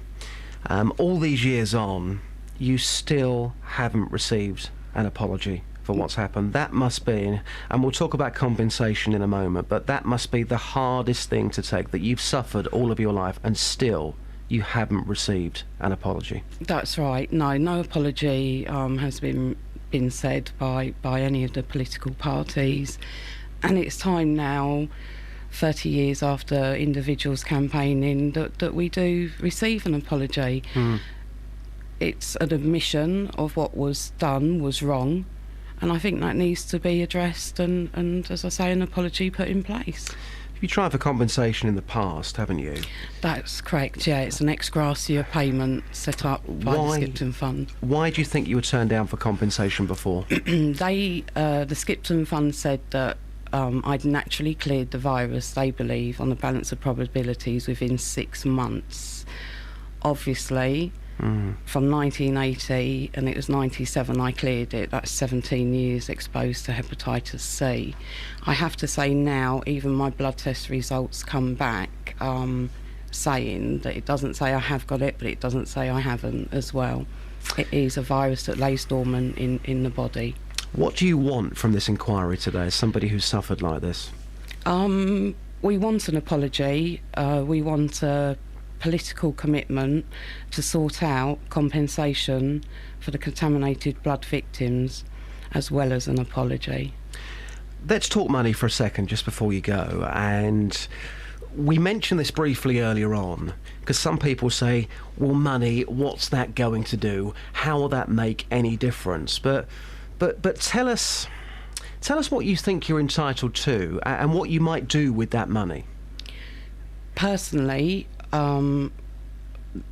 people have pushed for individual assessments, which I think would be a better way forward, because especially the haemophilia community have been exposed to many different viruses and pathogens. It's not just hepatitis C. Yeah. We're also high risk to CJD. But you personally, after what you've been through, well, what do you think you should be entitled to, and how would you spend that money? Some very personal questions there, I know, but before you go, that is. What would you do? Well, personally, I would like to put towards a mortgage. I can't get life insurance because of the viruses I have. I'm loaded, so any money I did receive would be to put towards a mortgage, and to help my children as well. Can you put a figure on it for us? I believe, like many have said, but personally, $500,000, along with a lump sum payment or pension every year. Okay, and one final question. We've got to be quick on this one, because some people may be listening, and we always get the odd person who's got this opinion, says, oh, you're just being greedy. But after what you've been through, An apology's one thing, but I think sometimes the only way you can make a wrong right is through money. That's the only way, isn't it, surely? Yep. Well, let's be honest, individuals that put themselves forward for trials for drugs, they're paid for that. Yeah. We were used as human guinea pigs, as Lord Morris said, and yeah, they should pay for what happened to us. Sadly, many have died. Yeah. So... Well, thankfully, you're still here. Yeah. Let's see what this inquiry brings today. Thank you for telling your story. Really appreciate you coming in. No, thank you. Powerful stuff. There you go. Nikki Jones joining me live in the studio this morning. I can't really sit here and argue with anything she's had to say. I totally agree with every word there, particularly about the money and the impact it's had in her life. We'll take your thoughts on that throughout the show. BBC Three Counties Radio, 16 minutes past 7 now. Travel news for beds, cards and bugs. BBC Three Counties Radio. On the M1 southbound, it's looking very slow from junction 11 for Dunstable towards junction 10 for Luton, and it's also really slow on the approach to the M1 on the A5 southbound from Markgate. It's heavy from Lynch Hill towards the M1 junction 9 at Redbourne. In Luton town centre, the A6 is looking very slow between New Bedford Road and the Collingdon Street, and in Watford, looking at the speed sensors on the A41 southbound, it's looking very slow around the Dome roundabout just off St Albans Road. On the train departure boards, the 7:40 train from Luton to Sevenoaks is delayed. Samantha Bruff, BBC Three Counties Radio. Thank you very much, Samantha. More travel news on the way for you just before 7:30. The Foreign Secretary says that some British nationals are likely to have been on the passenger plane that crashed in the French Alps, killing all 150 people on board. As you heard a moment ago, a long-awaited report into how people receive contaminated blood in the 70s and 80s is published later this morning. And 2 police officers on off-road motorbikes are to be sent to Houghton Regis to tackle problems with nuisance riders. BBC Three Counties Radio. Oh, and we'll talk more about that story before 7:30. I'm Griff Rhys-Jones and welcome to BBC 4's The Quizium. It's a wall frieze. It represents a hawk-headed god carrying a bucket with all the answers to this quiz. Join me as I ask 4 experts questions about a trove of treasures from a different museum each week. This last one's called Pinch of Poverty, and it's incongruous, really, because it's not directly related to the things that this place does. It's a quiz in a museum. It's the Quizium. Is this not the death mask of Oliver Cromwell? It is indeed. That's it. The Quizium, a brand new historical quiz, starts tonight at 8:30 on BBC 4 and BBC 4 HD. Ooh, Webby. How are you, Webby? Morning, just all right, mate? Not too bad at all. Webby, I want to get a few texts in. Can you hang on for about 30 seconds? Is that all right, boss? Yeah, no problems, mate. Lovely. OK, right, Kath, loads of texts coming in this morning about a variety of subjects. Yeah. Bikers, Luton Town, Clarkson. What's coming in? Well, let's do it in that order then. Bikers. Morning, Justin. I live in the Parkside estate in Houghton. This problem's been going on for years. We, the taxpayers of Houghton, pay Colette's wages. She's accountable to us. Clearly, we're not as important as the posher people of Bedfordshire. She should go and let someone who's willing to be accountable fill her shoes. How dare she ignore us? We don't know she's ignored you. We don't know she ever got the message yesterday. It seems that she didn't. Perhaps if this happened on her doorstep, she would pull her highly paid finger out and do her job. That's what we pay her for. It lets us know where we stand with Bedfordshire Police. Ouch. Unfortunate. We've got this one as well. Unfortunately, it's anonymous. Morning, J-Dog. Off-road and quad bikers running amok in Hitchin. They do donuts at T-junctions, wheelies, and they wear no helmets or safety wear. The noise is disruptive. They also cruise through the town showing off as they know they cannot be touched. And that's the point, isn't it? That people feel like some sections of society are just being left to get on with it. Yeah. Also, Helen in Milton Keynes on this one. The residents affected by the lawless behaviour and inaction by local police service should consider notifying the Chief Constable that from a set date they will all withdraw police funding via council tax to enable them to employ a police service that will protect them. Helen in Milton Keynes. And John in Marsh Farm, leave the kids alone on their bikes. It's been happening for years and will continue to do so. We all did it. Did we all do it? Did we? We may have caused a bit of a nuisance, but what's going on in Houghton Regis? Somebody ended up on somebody's bonnet only last week. I would call that a hit and run. They got back on the bike, they went off, no helmet, no insurance. Now the poor girl we spoke to yesterday, 20 years old, her insurance will be affected. Now, Bedfordshire Police say to us that this is a local issue. This is a localised issue in Houghton Regis. If you live in another part of Bedfordshire, and this is also a major problem, can you give me a quick call? 08459 455 555. It can't just be Houghton Regis. Right, Webby, what have you got for us, sir? Oh, not a lot, mate. You just sounded a bit down this morning about your mighty loot, mate. Webby, you're a VK, you're a vibe killer. Oh, no, these points as well Saturday, mate. The cobblers, I'm afraid, mate. Come on, Webby, cheer me up, boss, come on. I'm sorry, mate. I watched the game last night, mate. You were unlucky to go. Was it 3-1 down or no? 3 down, weren't you? 3-1 down. 3-1. You played well second half, but how many minutes so many goals this year? Thankfully, Webby, I think your phone's breaking up as you continue to depress me. Thank you, Webby. Take care. Cheers. Don't phone up and tell me Luton were unlucky last night. That means absolutely nothing to me. Webby, thank you very much. You can call 08459 455 555, or of course you can text the programme. If you've never texted before, here's how you do it. Text 81333. Start your message with 3CR. Text will be charged at the standard network rate. BBC Three Counties Radio. OK, back to one of our big local stories. This week, we've been covering the story of off-road motorbikes running amok in Houghton Regis. Many of you have called us to say that you've seen these youths on the bikes riding along the street the wrong way, speeding along public footpaths, and yesterday we heard from a lady whose car was hit by a bike which flew across the middle of a roundabout. And many of you told us that the police don't seem to be doing anything about it.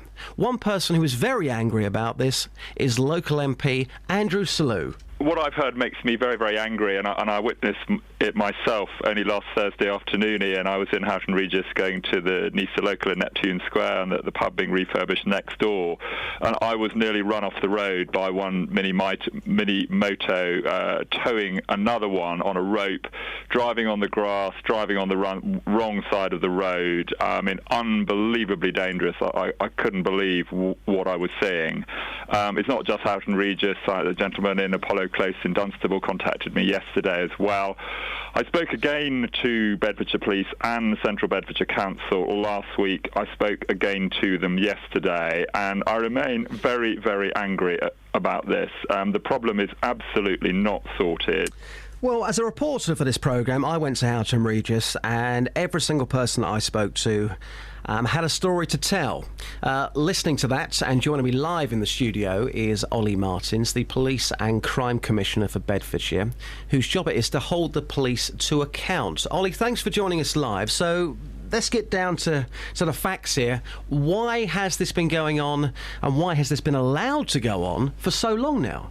Well, quite simply, it's because despite the heroic efforts of our PCSOs and the community sergeant in Houghton Regis, Linda Wilson, the neighbourhood policing team in Houghton Regis is stretched too thin and lacks the powers it needs to deal effectively with this situation. And what you see all too often, unfortunately, is that instead of being able to nip issues in the bud, it's only once matters have escalated to a certain point that the resources then get put in to deal with it. And this all goes back to a decision that was taken just before I was elected to take all of the police constables out of our neighbourhood policing teams. Well, let me just bring this back. It's important I say this. It's because I'm not. That was a decision that the police authority took.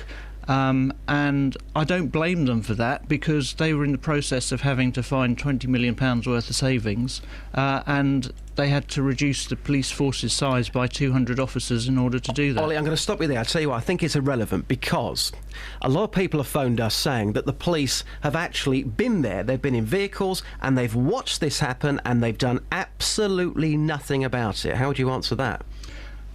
Well, it's very... I mean, I've heard from the PCSOs themselves. They get a report. They go and find out. Forget the report. Why are they watching this? They go and find out what's happening, and they don't have the powers to stop these bikes. There aren't enough of them. It is dangerous for an officer on his own to give chase. Come on. You've got crime happening in front of you and they can't do anything. What's the point? What the situation requires is a planned resource to be put in. That is what's now going to happen. You're going to have two police officers from the roads policing unit on off-road bikes are going to be put in. Two further police officers supporting them. But this is a resource that's had to be specially put into Houghton Regis because the resources in the neighbourhood policing team are not sufficient to deal with the situation. And it's only PCSOs that we've got there, and they don't have the powers. So just to get it absolutely clear, if we've got officers in Houghton Regis who are watching this happening, they can't do anything about it. If they're police community support officers, they don't have the powers to stop them. They don't have the powers to enter a property if a bike disappears into a property. No, they're in a very difficult situation, and I've got to tell you that this is as frustrating for them as it is for the people of Houghton Regis. Ollie, this is such a big issue. Put the headphones on if you don't mind. You might be here for a bit longer if that's okay with you. Matt's here. Matt, good morning. You're live on Three Counties, but Ollie Martins is here. He's in the studio. What's your point for Ollie? Well, I was just listening. I heard you say obviously it's apparently localised to just Houghton Regis. I know that my dad has complained many occasions to the police in Dunstable because he lives in the flats near Asda in Dunstable, and the alleyway there gets bikes and mini motos and quad bikes going along it 3 or 4 times a day. And police have said to my dad that unless they actually catch someone in the act of doing it, or if he gets photographic evidence, they actually physically can't do anything about it. And I know it's driven him to the point of almost insanity, because he says you just hear them going past his flat 4 or 5 times a day. I mean, there is a big problem with it around Parkside Drive as well. I live just off Parkside Drive, and again, I hear it numerous times in the evening. Okay. Stay there, Matt. Stay there. Let's try and get a response from Ollie. Ollie, your response to what Matt's saying. Well, it's the same for the policing team in Dunstable as it is for Houghton Regis. You've got the same level of resource in terms of the neighbourhood policing team, that is police community support officers managed by a sergeant. And it's difficult for them to deal with situations like this until it gets to a certain point where the problem is such that the force will put extra resources in to deal with it. It's not. Look, don't get me wrong. I'm not saying this is a satisfactory situation, but I am saying it's the reality of where we're at with the level of resource that we've got in the county. Okay, in 10 seconds, Matt, your reaction to that? Well, is that point where they do something about it? The time when someone in the playground in Grove Park in Dunstable gets injured or killed by someone on one of these motorbikes and they whiz past through the parkway. Yeah, I mean, it's a difficult situation. Policing is like spinning plates, The force's top priorities at the moment are terrorism, child sexual exploitation, domestic abuse. It's like spinning plates, and it is, it's about shifting resources between different, very unpleasant risks. Yeah. And, I'm sorry that is the reality of the situation that we're in. But, I have got a message for people in Houghton Regis, and if you're a yob on a motorbike, ragging around the estates, making lives a misery, and frankly endangering life and limb, and thinking that you can do it with impunity, then take note, because Bedfordshire Police is going to come and crush your bike. And if you're a resident of Houghton Regis and you can see this going on, then get on the phone, ring 101, tell the police what you're seeing, and help them track these people down. Which they've done. Okay, Lee, thanks for the call, by the way, Matt. Lee, sorry to cut you short here, but I've got about 60 seconds. Can you make your point to Ollie, please? Yeah, my point, Ollie, is just the bloke's just all fault for a start. I phoned up the police last week after witnessing motorcyclists in Dunstable on Grove Park, and I had video evidence. I phoned up the police, and guess what they done? Nothing. Wasn't interested in the video evidence. Ollie, you're just talking numbers, mate. You're talking rubbish. You need to get off your backside and go and do something about it before we do something. Ollie? Well, as I said, there are 2 off-road police bikes from the roads policing unit being deployed to Houghton Regis, being supported by 2 constables, and they're gonna track these people down and they're gonna crush their bikes. Really? Do you believe that? Do you believe that, Ollie? Come on, do you believe that? Watch this space. Like you did last year, yeah?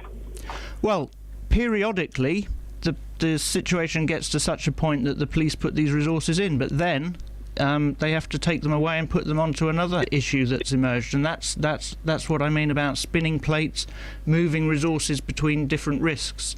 You know, I'd much prefer if we could go back to where we were in 2012 and have a situation where we had properly resourced neighbourhood policing teams, but, you know, we are where we are in terms of the level of resources. Lee, I appreciate the call. Thank you very much. Ollie, can you stick around for another couple of minutes? Is that OK? Would you mind? I'm asking you politely. Would you mind for a few more minutes? That's all right. OK, lovely. 08459 455 555. The lines are open. We'll take your phone calls. We're slightly late for this. Apologies. Let's get the latest travel now. Travel news for beds, cards and bugs. BBC Three Counties Radio.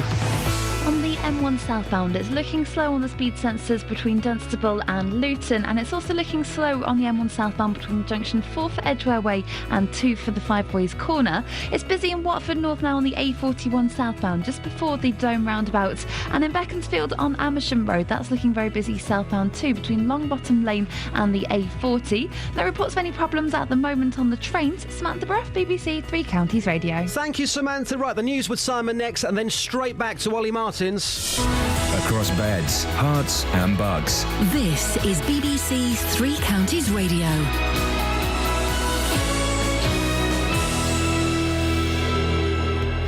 The headlines: French rescue workers have resumed their search for victims of yesterday's plane crash in the French Alps. The Foreign Secretary Philip Hammond said it was likely there were some British nationals on board. The Bedfordshire Police Commissioner is blaming a lack of officers for continued problems with nuisance motorbike riders in Houghton Regis. 2 officers on off-road bikes are now being sent to the town. A long-awaited report into how people received contaminated blood in the 1970s and 80s is published later this morning, and a House of Lords committee says the government still hasn't made a convincing case for the HS2 high-speed rail link through Buckinghamshire. Three Counties Sports. BBC Three Counties Radio. Wycombe beat Luton 3-2 in last night's League 2 promotion clash at Kenilworth Road. All the goals came in the first half, with Sam Saunders, Paul Hayes and Alfie Mawson on target for the Chairboys, with Elliot Lee netting a brace for the Hatters. The win keeps Gareth Ainsworth's side on course for a top 3 finish. I enjoyed the first half more than the second half, believe me. I thought we deserved the win tonight, the way we defended, the character we showed second half. They were on top. We had to face an onslaught and we knew it was coming. We did the damage first half, and I thought some of the play going forward was outstanding. We started the game fantastic. But Luton's 5th straight defeat effectively means the end of any faint hopes of automatic promotion for John Still's team. Everyone has to look at their performance in terms of mistakes being made, not necessarily how they play, but unfortunately, we have never given goals away here. We haven't until the last sort of 6 or 7 games we've given goals away. In Conference South last night, Hemel Hempstead beat Chelmsford 3-1 to stay in playoff contention. Watford centre-half Joel Ekstrand is facing a 9-month layoff with the knee injury sustained in Saturday's defeat by Ipswich. Tottenham midfielder Dele Alli has resumed training with MK Dons after 6 weeks out with an ankle injury. Stevenage defender Harry Worley made his return in a training game yesterday after being out since August. And Watford's Akechi Anya is in the Scotland squad for tonight's friendly against Northern Ireland at Hampden Park, with his Hornets teammate Craig Cathcart in the Irish squad. Cathcart is joined by Milton Keynes Dons trio Lee Hodson, Ben Reeves and Will Grigg. BBC Three Counties News and Sport. The next full bulletin is at 8. Across beds, hearts and bucks. This is Justin Dealey. BBC Three Counties Radio. Right, straight back to this story. It's all got rather lively on the programme. We are talking about the motorbikes, the off-road motorbikes which are running amok in Houghton Regis. So many people have been in touch. Live in the studio is Ollie Martins, the Police and Crime Commissioner for Bedfordshire. He's kindly agreed to stay on for a bit longer. We've got Mark in Bedford who's on the line. Hi, Mark. Hello, mate, you all right? Yeah, what would you like to say, Mark? Basically, you've just gone on the radio, Ollie, and told everybody that PCOs have no power. So it's like having a deterrent and then telling everybody they can get away with everything because the PCO can't do anything about it. So you've defeated the object of having them. So my question is, why don't you get rid of the PCOs, get the money that you spend on them PCOs and put them into police officers that can actually do something about it? Because it's a pointless act. When I was about 10, 12 years old, I used to have a motorbike. I used to go around the fields. And, and my dad said to me that if you ever get caught on the road, you won't be able to drive a car when you're 17 years old because your licence will be marked before you even get it. So I used to push my bike up and down the road. And he used to tell me that was illegal as well, but if I did that, I'd probably get left alone, which is what I did. I got permission from the local farmer and only drove it where I was allowed to drive the thing, but I had to push it to these tracks. And the actual the deterrent was the fact of what would happen to me, but you're not educating people in what could happen. Well, I'll tell you what, Mark, let's stick to the original point there, because Ollie, you were saying earlier on, and we've had calls about this, people saying, well, do you know what? It's not a case of police officers not being there. They've actually seen this happen and they've done nothing about it. You were saying, well, they've got to wait, there's got to be a report, then there's got to be some sort of solution. As Mark's saying here, thanks for the call, by the way, Mark, he's saying, what's the point in PCSOs? If they can't do anything, what's the point? Well, the original intention behind PCSOs was that they would be part of a neighbourhood policing team where they would be working alongside warranted police constables. And they do have, they do valuable work. They're the eyes and ears of the police. They can have a different relationship with people because they don't have the power of arrest. But they can't do anything. They do a valuable role, but they have been left, I would say, they've been left quite exposed in Bedfordshire because of that decision to take all of the police constables out of neighbourhood policing, and they're being asked to deal with situations where sometimes they don't have the powers that they need to deal with them. Now, we've done our best to remedy that by making increasing use of the special constabulary to work alongside our neighbourhood policing teams. But, again, special constables do very valuable work helping to police our communities, but volunteer police officers are not necessarily a substitute for full-time regular police officers. OK, Vicky in Houghton Regis. Vicky, so many calls coming in. Can you keep your point quite brief, please? You're through to Ollie Martins. Yeah, hi. I've had instances. I walk my dog around Houghton Regis in the farmers' fields, and I live in Houghton Regis, and it's just intimidating. They've driven at me, they've driven at my dog, drive onto the skate park, they drive through the park. I ring the police, I give full descriptions. I feel quite intimidated that when I ring the police, I have to remove myself from the area because they do circles around you. They drive at you. One time they followed me home. I've told the police this, and nothing gets done. I'm a woman in my 30s, but I feel intimidated by a group of, because there's not just one person on a bike. There's two on each bike. Of course. There could be 14 blokes just hanging around doing circles around you. Every time I ring the police, the 101 service, I'm told that there'll be officers looking into it. But I live so close to the area where it's happening, you just hear them for hours and hours and hours. Vicky, it's a point, thanks for the call, by the way, it's a point which a lot of people have said, Ollie, that they have phoned the police and they're getting absolutely nowhere. Well, as you've heard, there is a resource being put in, 2 off-road motorbikes, yeah, but only 2 because, police officers. come on, let's be honest about this. Let's get in the real world. That response is going in because people have come to the BBC. These people have been phoning the local police for months. Nothing's been done. They've come to us. We've made a big deal about it.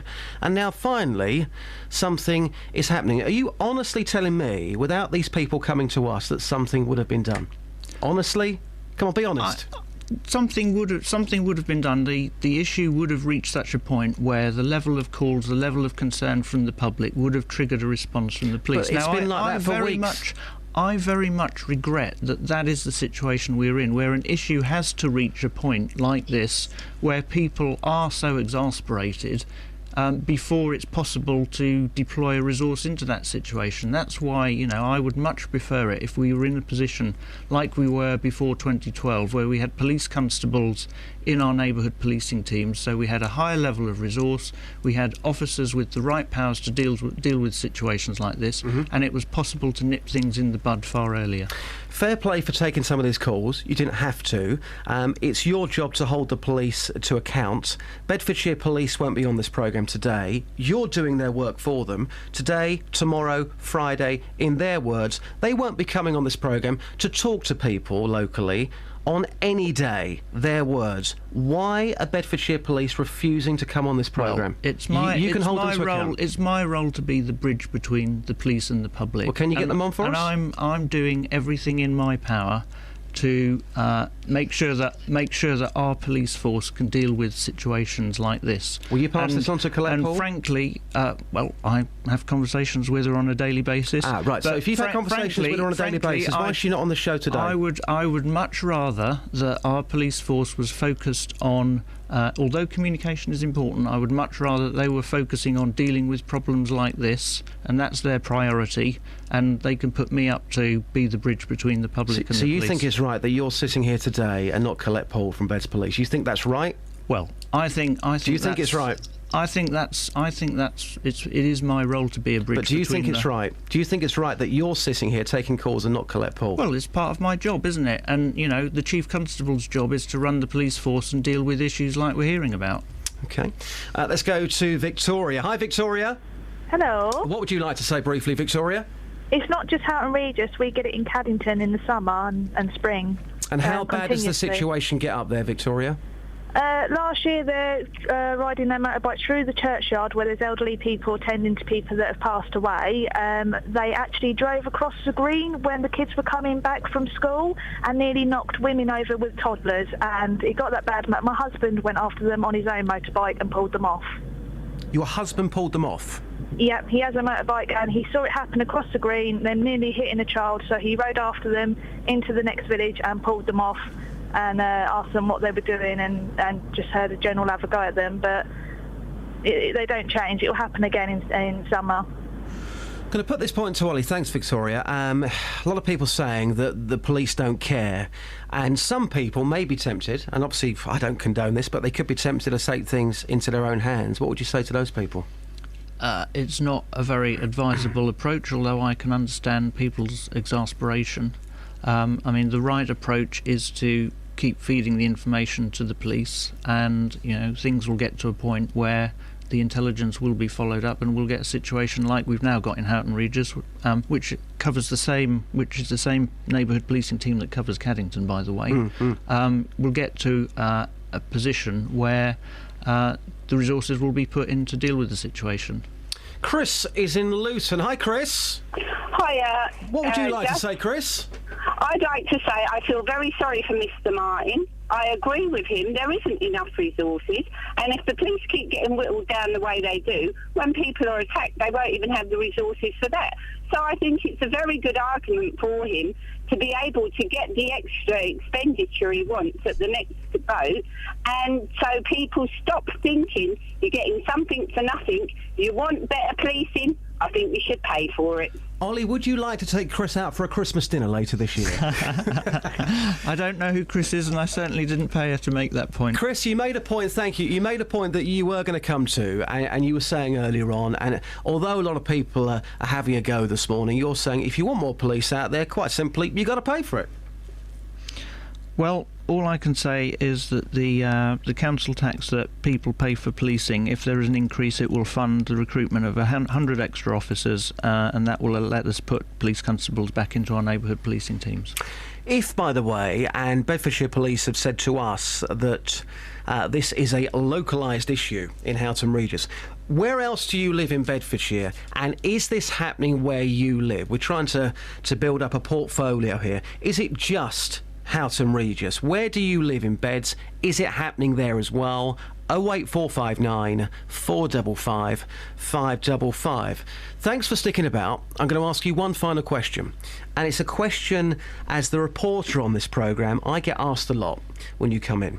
People always say to me, Ollie Martins, what does he actually do? I've got about 60 seconds before travel. Try and sum it up for us. What do you actually do, Ollie? What do I actually do? Well, I'm the person who has to come up with a plan for what's the best way of keeping our county safe at a time when resources are reducing. And that's what I'm trying to do at the moment. Do you feel like the community is safe right now? Yes, I think so. I think so, but it's important. I mean, one of the things, you know, and what's particularly exasperating about a situation like this where people feel that perhaps the police response isn't everything that they expect. You know, we do need this. The one way in which we keep our county safe within the resources that we've got is by having the strongest partnership that we can between the public and the police, so that people are prepared to be the eyes and ears for the police in their community and tell them the things that are going on and the issues that need dealing with. And, you know, when you get a problem like this, where people don't feel that they're getting the response that they need, it's very difficult to maintain that relationship. Fair play again for taking the calls, because you didn't have to, and you didn't know what was coming. You've taken a bit of stick this morning, but hopefully by covering the story this week, things will change for the local people there, because I know after talking to them for 2 days in a row, they've just had enough. They really have. Ollie Martins, thank you very much. Interesting stuff. Ollie Martins, the Police and Crime Commissioner for Bedfordshire, who was joining me live in the studio. Justin standing in for Iain. It's Wednesday, BBC Three Counties Radio. The time now is 7:45. Travel news for beds, cards and bugs. BBC Three Counties Radio. On the M1 towards London, there's a lane closed because of an accident. It's between junction 4 for Edgware Way and 2 for Watford Way at Five Ways Corner. Looking at the speed sensors on the M25 anti-clockwise, it's very slow between junction 21 for the M1 and 14 for Heathrow Terminal 4. And in Bricketwood on the North Orbital Road, that's looking busy now around the M25 junction 21A roundabouts. In Beaconsfield on Amersham Road, that's looking very slow between Longbottom Lane and the A40. And looking at the cameras in Buckingham on London Road, that's looking very slow around the total roundabouts between there and Main Street. But on the train departure boards, there are no problems reported at the moment. Samantha Bruff, BBC Three Counties Radio. Thank you, Samantha. More travel news on the way for you before 8 o'clock.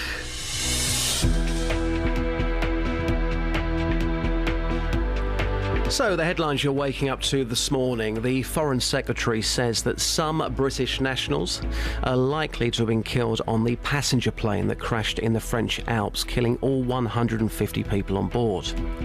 As you heard a moment ago, the Bedfordshire Police Commissioner is blaming a lack of officers for continued problems with nuisance motorbike riders in Houghton Regis. And a long-awaited report into how people received contaminated blood in the 70s and the 80s is published this morning. Beds, Herts and Bucks weather. BBC Three Counties Radio. Later on today, Alina, I'm gonna be in Stevenage in my high heels, tights and comb bra, dressed as Madonna for Ladies' Day. Make it a good forecast, baby. I'm going to, and I need to see pictures of this, please. You will. A cold start to Wednesday. Temperatures close to freezing at the moment. There's a frost on some windscreens. It won't last for long. Plenty of sunshine through this morning. Some cloud coming and going as the day wears on. It brings an outside chance of a shower, but for most it stays dry and fine. Highs of 9 or 10 Celsius. Feeling quite pleasant in a light northwesterly wind. Chilly again this evening and at first tonight under clear skies. Temperatures falling to 2 Celsius, but these valleys recovering through the night as cloud and rain push in from the west later. Southwesterly winds strengthening as the rain settles in towards dawn, so it's a wet morning tomorrow. The rain persistent and locally heavy for a time, but then clearing eastwards to leave a dry afternoon with plenty of sunshine and feeling milder once the sun comes out tomorrow. Highs of 11 or 12 Celsius. Cloudy and breezy on Friday, some patchy light rain and drizzle at times, especially later in the day, but not amounting to much.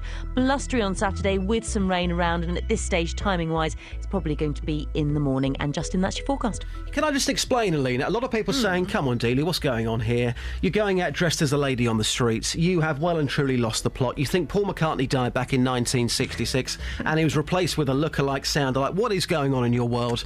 Alina, this Saturday between 12 and 2, I present a music programme. Quite simply, it's Ladies' Day. I'll be looking for people's favourite female pop singers. That's why, Alina, I'm going out today in Stevenage dressed as Madonna. Strong editorial reason there. Exactly. I'm just backing it up. All right. Yep. No, I completely understand. Thank you, Alina. Look out for me in Stevenage a bit later on.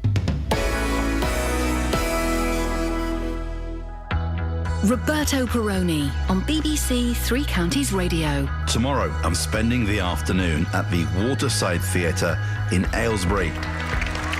It's all in aid of a new show that's being rolled out across the country aimed at helping injured military personnel. When you're injured, you become incredibly vulnerable, but you lose your voice.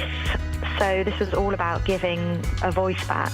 You'll also hear from one of the project's main ambassadors, Ray Winston. The big thing with these guys is self-esteem after an injury's occurred, whether it be physical or whether it be mental. Roberto Perroni. Live from the Waterside Theatre in Aylesbury. Tomorrow from 3 here on BBC Three Counties Radio. And you know what, Rob? I've got to say, he always smells so delicious. We'll get the ladies' perspective on that very soon, but whenever he walks down the corridors here, a good-smelling guy. Let's go to Ray, who's in Dunstable. Hi, Ray.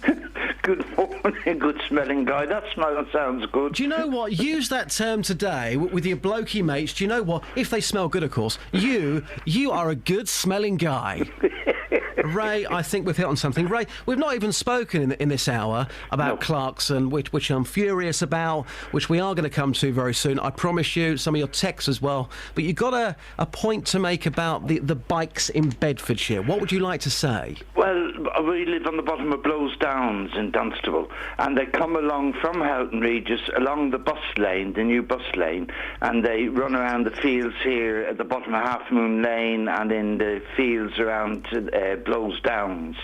And there's no specific time. Mainly when they come out of school, you get it, and on the weekends. It's happening in quite a few places, and some people say, oh, do you know what, their kids, let them be. It's all very well having that attitude, Ray, but I've heard stories in the last couple of days, and this is why we keep doing this, because we want answers, we want something to be done, because unless we do something, Ray, somebody is going to get killed, aren't they? That's it. If it's not somebody, it's going to be an animal. Like, I've got a guide dog, and I take him up the bottom of Blows Downs, and when I hear these motorbikes coming, I can't see them, but I hear them, and I'm scared if they run over the dog, because the dogs are worth a lot of money, as you know, and they're my eyes, and I'd be lost without them, and so that's my perspective about it, Ray, I'm going to ask you two final questions here, okay, man to man. We're talking about Clarkson this morning. It's believed the BBC are going to sack him today. The legend that is Jeremy Clarkson. If facts are to be believed, he had a row with his producer. It was a verbal row. It then turned violent. He punched him. Should he be sacked? Yes or no? Yes. Why? Yeah. Well, no man is above the law, and if you think you're better than any show or any programme, well, you're not really. OK, and Paul McCartney, did he die back in 1966 and was replaced by a look-alike sound-alike? No way. No way. Ray, do you know what? I think you secretly do believe. You just don't want to come on the radio this morning and admit the truth, Ray. I wish I had his money, look-alike and awesome. Thank you, Ray. Take care. All right, you too, Justin. Cracking cool. Love that laugh. Thank you, Ray. Yeah, this week, I've been a different person.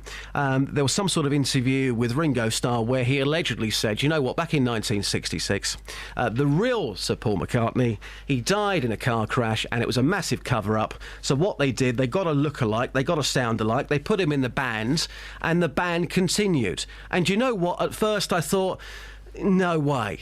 But now, after sitting up at 2 o'clock in the morning for 2 nights running, watching YouTube, I'm actually starting to believe that... Stop watching it, it's nonsense. Is it really, though? Yeah, you're a plum. Wow. Does anybody else out there think Justin's a plum? Call me now. 08459 455 555. I've got control of your knobs. 08459 455 555. Do you believe that Sir Paul McCartney died back in 1966 and was replaced with a look-alike / sound-alike in the name of Billy Shears? Billy Shears was a person. He was around in 66, then suddenly his name and his records completely disappeared. You explain that one. On FM, AM, online and digital radio. This is Justin Dealey. On BBC Three Counties Radio. It's been a really interesting programme today. Some fascinating stories. This one, I'm still struggling to get my small brain around, OK? Plans to use wires and poles to create a special area for Orthodox Jews in Bushey came a step closer to becoming a reality last night. Yep, you heard that right. The council recommended for approval an extension to an existing Eruv, which is a symbolic space where people have some leeway when it comes to keeping the Sabbath. It means they do things like pushing prams or wheelchairs in the street on a day when usually they'd be forbidden from operating any such equipment. Let's now talk to Rabbi Pete Tobias. He's a rabbi at nearby Liberal Synagogue in Elstree. A very good morning to you, sir. Welcome to the programme, Pete. Now, just explain to me again, and again, I'm quite confused about this, an Eruv, just in the most basic of terms. I've explained there about some poles and some wires. How exactly do these things work, Pete? Yes, it is a little baffling, isn't it? I have to confess, it even baffles me as a liberal rabbi, but we'll come to that later. But just the actual facts. There are rules in the Bible, which to Orthodox Jews obviously are sacrosanct, that make specific statements about things you are not allowed to do on the Sabbath and on festivals. And that includes carrying certain items of other particular size from your own private domain into another space outside of it, which was introduced for reasons that are no longer clear to us 3,000 years ago, for reasons that, as I say, are not particularly clear to me, are still adhered to by Orthodox Jews today, and that's their choice. And we, I guess, in our society of multicultural beliefs, we have to acknowledge and accept that. Yeah. Which means that as things stand, they can't push prams or carry heavy items to be off a certain way outside their own houses on a Sabbath or a festival. A specific story that relates to that, which is it's quite shocking. But I heard a story many years ago of an Orthodox Jew who used to go to synagogue every single day of his life. This Orthodox synagogue in Manchester that was on the top of a very high flight of steps. And as he got older and he became confined to a wheelchair, he would nevertheless be carried to the top of the steps by his fellow congregants every day of the week, except on the Sabbath and the festivals, when they were told they were not allowed to carry him. Therefore, he wasn't able to enter the building for the services on those days. Pete, so it's not. Yeah, you can get round things. It's not a particularly good line. So a few poles and a few wires means that people can do more things. Yeah, basically that's it. So, and I suppose as long as they don't intrude on anybody else's private space or infringe the view in the neighbourhood, there can't be that much of an objection to it, I wouldn't have thought. OK. I know that you're not a massive fan. I might come back to you at the MP. I just want to bring somebody else in about this. So let's now speak to Rafi Kaiser-Bluth, rabbi at the St Albans Masorti Synagogue. A very good morning to you. Welcome to the programme. Good morning. So you think that these Arabs, a few poles and a few wires and people getting away with a bit more, you think they're a great idea? In a nutshell, why are they such a great idea? Well, I'm not sure I would say it's a great idea or not. My point is it is something that a few people would like to do to help with their observance of the Sabbath. It doesn't infringe on anybody, and the idea is that the poles and the strings are a very, very minor part of the Eruv. Most of it is using pre-existing walls and structures as it is. And what the idea is, as Pete said, it's converting in a symbolic way, a private domain into a public domain. And if most of the people, you've probably seen one of these in your lives already, you just haven't realized it because it's so unobtrusive and inconspicuous that it doesn't really affect much. And this idea that it's going to alter the character of a city or a town or infringe on someone, I would argue it doesn't really infringe or change the character any more than, say, putting up a church or a mosque or something like that. It's something that the community of people living there already would like to put up to help with their observance of the particular rules of their religion. Now, whether I subscribe to that interpretation or not is immaterial. So, just lastly, in 30 seconds, you must be delighted then about these plans becoming a step closer for the local people in Bushy. You must be happy about that. Well, I'm happy in as much as that it allows the expression of whether it's Jews or not to be able to express and live according to the rules that they would like to live by. It doesn't affect me in any material way because I don't live there, but I'm happy for them that they're able to move one step closer. Thank you very much indeed for your time. Sorry, time has been short today. It's been a really busy programme. Thank you very much. Okay, I'd love to hear from you this morning if you are Jewish, because last night I was looking into this, And it just really, really confused me. It really, really confused me. If you are Jewish, we'll take your thoughts on these Arabs. You can give me a call, 08459 455 555. Do you think they're a good idea or not? The time now is 1 minute to 8. Travel news for beds, cards and bugs. BBC Three Counties Radio. There's been an accident on the M1 southbound between junction 4 for Edgware and 2 for Five Ways Corner. That has completely blocked the road at the moment, with queues starting to build up on the M1 towards London. On the M25 anti-clockwise, it's very slow from junction 19 for Watford to 14 for Heathrow Terminal 4. And looking at the A1M on the cameras, it's slow southbound through junction 7 for Stevenage. In Kings Langley on the A41 eastbound, there are queues between the Hemel Hempstead turnoff and the M25. And in Newport Pagnell on London Road, that's slow southbound from Newport Pagnell over the M1 into Milton Keynes between the Tickford roundabout and the Northfield roundabout. On the trains, the 8:32 service from Stevenage to London King's Cross has been cancelled. Samantha Bruff, BBC Three Counties Radio. Thank you, Samantha. Oh, lots we're talking about today. If you believe the papers, Clarkson, the BBC are going to sack him today. We got talking about this earlier. Let's bring it up again. Have you ever been punched at work? If so, can you tell me what happened next? Local and vocal across beds, hearts and bucks. This is BBC Three Counties Radio.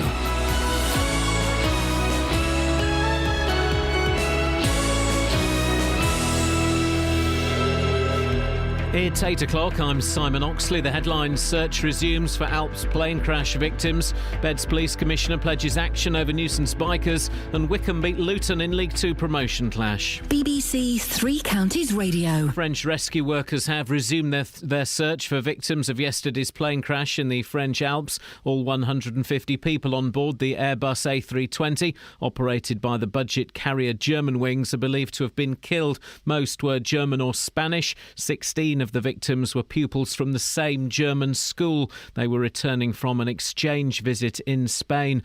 The Foreign Secretary, Philip Hammond, has said it's likely there were some British nationals on board. The Bedfordshire Police Commissioner is blaming a lack of officers for continued problems with nuisance motorbike riders in Houghton Regis. Residents have contacted BBC Three Counties to complain about what they say is a lack of response from Beds Police. 2 officers on off-road bikes are now being sent to the town. Commissioner Ollie Martin says action is being taken. This is a resource that's had to be specially put into Houghton Regis because the resources in the neighbourhood policing team are not sufficient to deal with the situation, and it's only PCSOs that we've got there, and they don't have the power.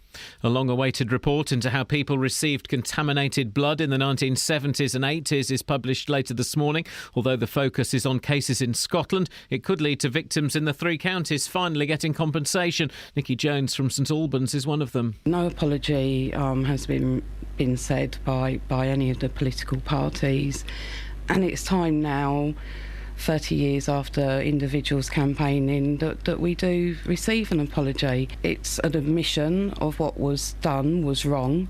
A reward is being offered for information about the car vandalism that has hit High Wycombe in recent weeks. It comes after another 6 cars were damaged on Monday night. The vandalism has been linked to protests over the inquest verdict on Wycombe man Habibullah. More from Jane Killick. The £1,000 reward is for anonymous information given to Crime Stoppers, which leads to the arrest and charge of those responsible. Police say they want to speak to 2 teenage Asian boys seen in Pettifer Way, where 6 cars were damaged on Monday, and to an Asian man in his late teens or early 20s seen around Dashwood Avenue on Saturday, where 9 cars were damaged. Officers say more police patrols, police horses and police dogs are being deployed in the area every day. A House of Lords committee says the government still hasn't made a convincing case for the HS2 high-speed rail link through Buckinghamshire. The peers argue that cheaper alternatives haven't been properly explored, and London, rather than the Midlands or the North, is likely to get the most out of it. In sport, Wycombe beat Luton 3-2 in last night's League Two promotion clash at Kenilworth Road. The win keeps Gareth Ainsworth's side on course for a top 3 finish. Mawson strides forward, still Mawson. Hayes through to Mawson, it'll be a great goal. What a goal for Wycombe! I mean, I said before the game, what could be the difference is that a little bit of magic, and I think Paul Hayes has created that with a superb bit of magic. But Alfie does that, how many times have we seen him come out of defence with the ball Paul. The weather, a cloudy start, but then a largely bright and dry day, a maximum temperature 11 degrees Celsius. And you can get the latest news and sport online at bbc.co.uk/3 counties. Thank you, Simon. If you have just tuned in, that last hour it got feisty.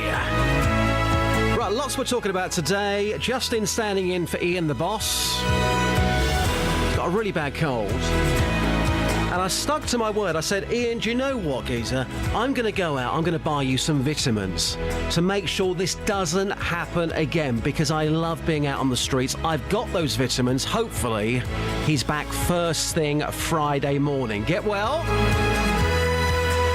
So, on the agenda, bad blood, naughty bikers, foods that make you go crazy, and I think, at last, I've got backup on my bacon rage, which I think should be a medical condition, and also Clarkson. We believe, well, certainly the papers do, that he's going to be sacked today by the BBC. Have you ever been punched at work? And I'm not a massive fan of Jeremy Clarkson, but I can appreciate the man's talent, and he has got so much talent. He's the best, isn't he? Come on. Can you name a better TV presenter than Clarkson? I bet you can't. 08459 455 555. Keep all of your calls coming in. You've been fantastic this morning. Or you can text me as well. 81333 and start your message with 3CR. Across beds, hearts and bucks. This is BBC Three Counties Radio. I've got control of your knobs. Gary, can you hold on there for a second? Yes, of course I can. Yeah. I've got to deal with something. Right, so let's go to the gallery. Kelly Betts and Catherine Boyle. Right, would you like to explain what has just happened then? Sorry? You know what's just happened. Come on. You know I'm a bit tense this morning about a few issues, OK? Yep. Your blazer being one of them. It's too bright for me. Explain to the people of Beds, Hearts and Bucks what you just did right then. What? Didn't hear anything. Nope, nothing unusual. No, I don't know what he's talking about. Gary, did you hear it? Yeah, there was something. It was said you were playing with some knobs or something. OK, Gary's heard it. OK, let's go back to the gallery once again. What's going on, ladies? It's your voice. You said it. Gary, how do you deal with ladies who are out of control? I wouldn't know, Justin. Because you've got full control of them. Now, we're talking this morning about Clarkson. We think he's going to be sacked. The facts are, for those that don't know, he had a row with his producer. It was in a restaurant, so after the programme had been filmed. He's got into a row, which we think lasted about 20 minutes. Then he's punched him. So he's punched his producer. We think he's going to be sacked today. Has anybody ever punched you at work? Well, I haven't actually been punched, Justin, but it was because of my sexuality. I was discriminated against by this bully of a guy who worked in the company I worked with. And I told him I was going to rip his head off, as you probably would do, which is stupid of me to say. Yeah. And I was the one who was sacked over it. And I had to report him 2 or 3 times, but because he was higher than me and he was the head chauffeur, he got away with it, and I was the one who lost my job, which I absolutely loved, and I'm still sad to this day that I lost my job because of him, So you got sacked for not even punching somebody, for threatening? No, for threatening to, yeah. Just for threatening to. And can I ask, you said that he was horrible to you, was calling you names. What was he horrible about? Well, I'm gay, Justin, and I don't mind people knowing I'm gay, and I don't mind having a laugh and a joke, backs against the wall, here comes Gary, and things like that. But he was bringing it down to being really personal. And I said to him a couple of times, and I reported it to the company, and it just continued. And I just stupidly said in front of my boss one day, if you don't stop him from doing this, I'm going to rip his head off.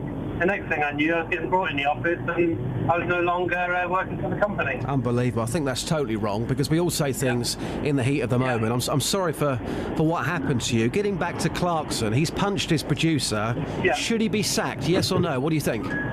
if he has punched him, which we still don't know for definite if he has or not, there's so many stories going around, then yes, I think he should be, yeah. OK. Thank you, Gary. Great call. Thanks very much. Okay, no problem. Thank you. Bye-bye. Cracking stuff. That was Gary there. We're trying to get this into real terms, because a lot of people will say, oh, Clarkson, oh, he's worth millions, he should behave himself. It doesn't work like that. A lot of people say that about footballers. So what? So what if they're worth millions of pounds? Have you ever been punched at work? If we're trying to make a comparison here to something which has happened in real life, personally, I think, working in the business, I'm not saying you should be going around punching people all the time, but I think, every now and again, you shouldn't... Every now and again, men are going to have disagreements, and sometimes, for us blokes, that's the only way we know how.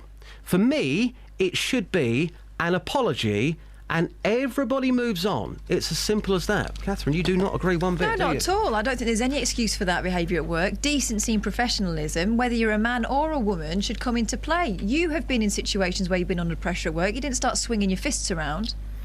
If Iain punched me, I think it would make our relationship stronger. That's just my personal view.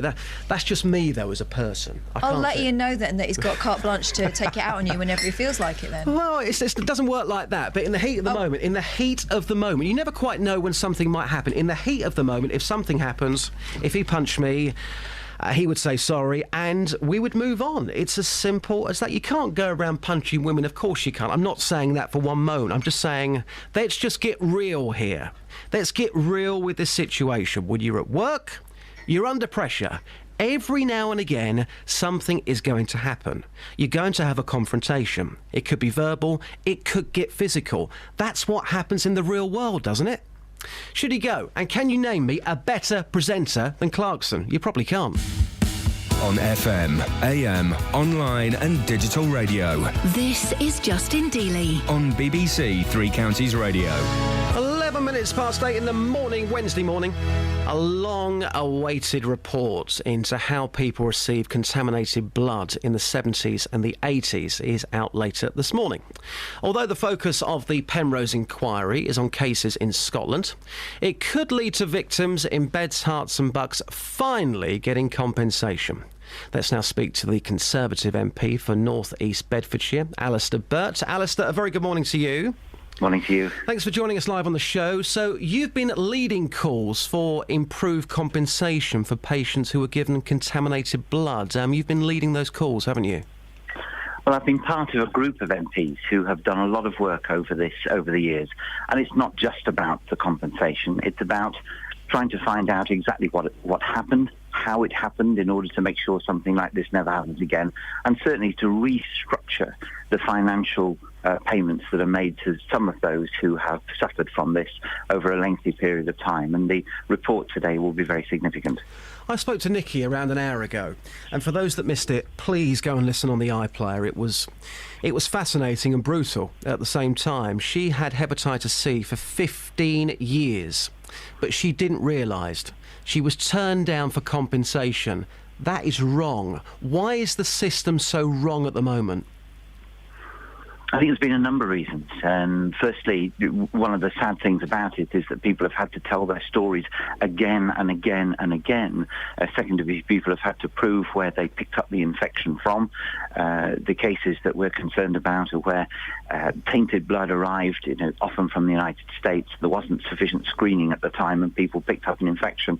But it should be, in my view, it should be very straightforward. If an infection has been contacted through tainted blood, there are schemes in place to provide financial support, and that should happen. And we need to change some of the arrangements that have already been made for this, because they've not all been working adequately at all. And again, to go back to a point that Nikki made earlier on, still to this very day, there has been no apology at all. Do you think today, with this inquiry, this report coming out, do you think there's going to be some form of apology to all these people who have suffered for all of these years? I'm very hopeful that the report of the inquiry will prompt a comment at high level in response to it. It can't be a full response to the report, because I understand the report is extremely detailed and very long, and it will take some time for the government to go through it. But I think the headline remarks should enable certainly something to be said by government today at very high level in order to help people understand that finally it has dawned on those who have been responsible for healthcare for so long. It is, of course, nothing to do with this present government. It was all done in the past. Yeah. But successive governments have not fully appreciated the damage that's been done to so many people.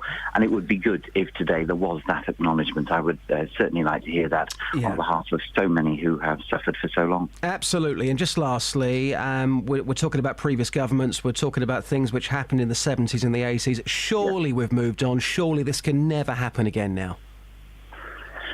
Well, I don't think it can, but alas, life tells us that the moment you say these things can never happen again, of course, something else turns up. No one would have anticipated some of the health tragedies that have been overcome in recent years, some of the problems of care. I think the watchword for our society is eternal vigilance, listening to people who might blow whistles, and always being conscious things could happen, and therefore having procedures in place to try and make sure that they just don't. I hated the way you paused then. And a final question on something which is topical. Clarkson, let's get the MP's perspective. Should he be sacked, yes or no, Alistair? What do you think? Well, I was listening with great interest to your exchange beforehand. Now, speaking as someone who works in a place with impeccable manners, where there is no stress, never a raised voice, I was quite surprised to hear you saying it was quite natural that in some cases men would take a swing at each other. Yeah. I have to say I don't agree with that. I don't think there can be any concession made to blokes who feel that in the heat of the moment they take a punch at each other. It's not right in any circumstances. It's certainly not right in any workplace. I do not know all the facts about old Clarkson. I mean, who does? But, like everyone else, he's a star. He makes an astonishing programme that everyone loves.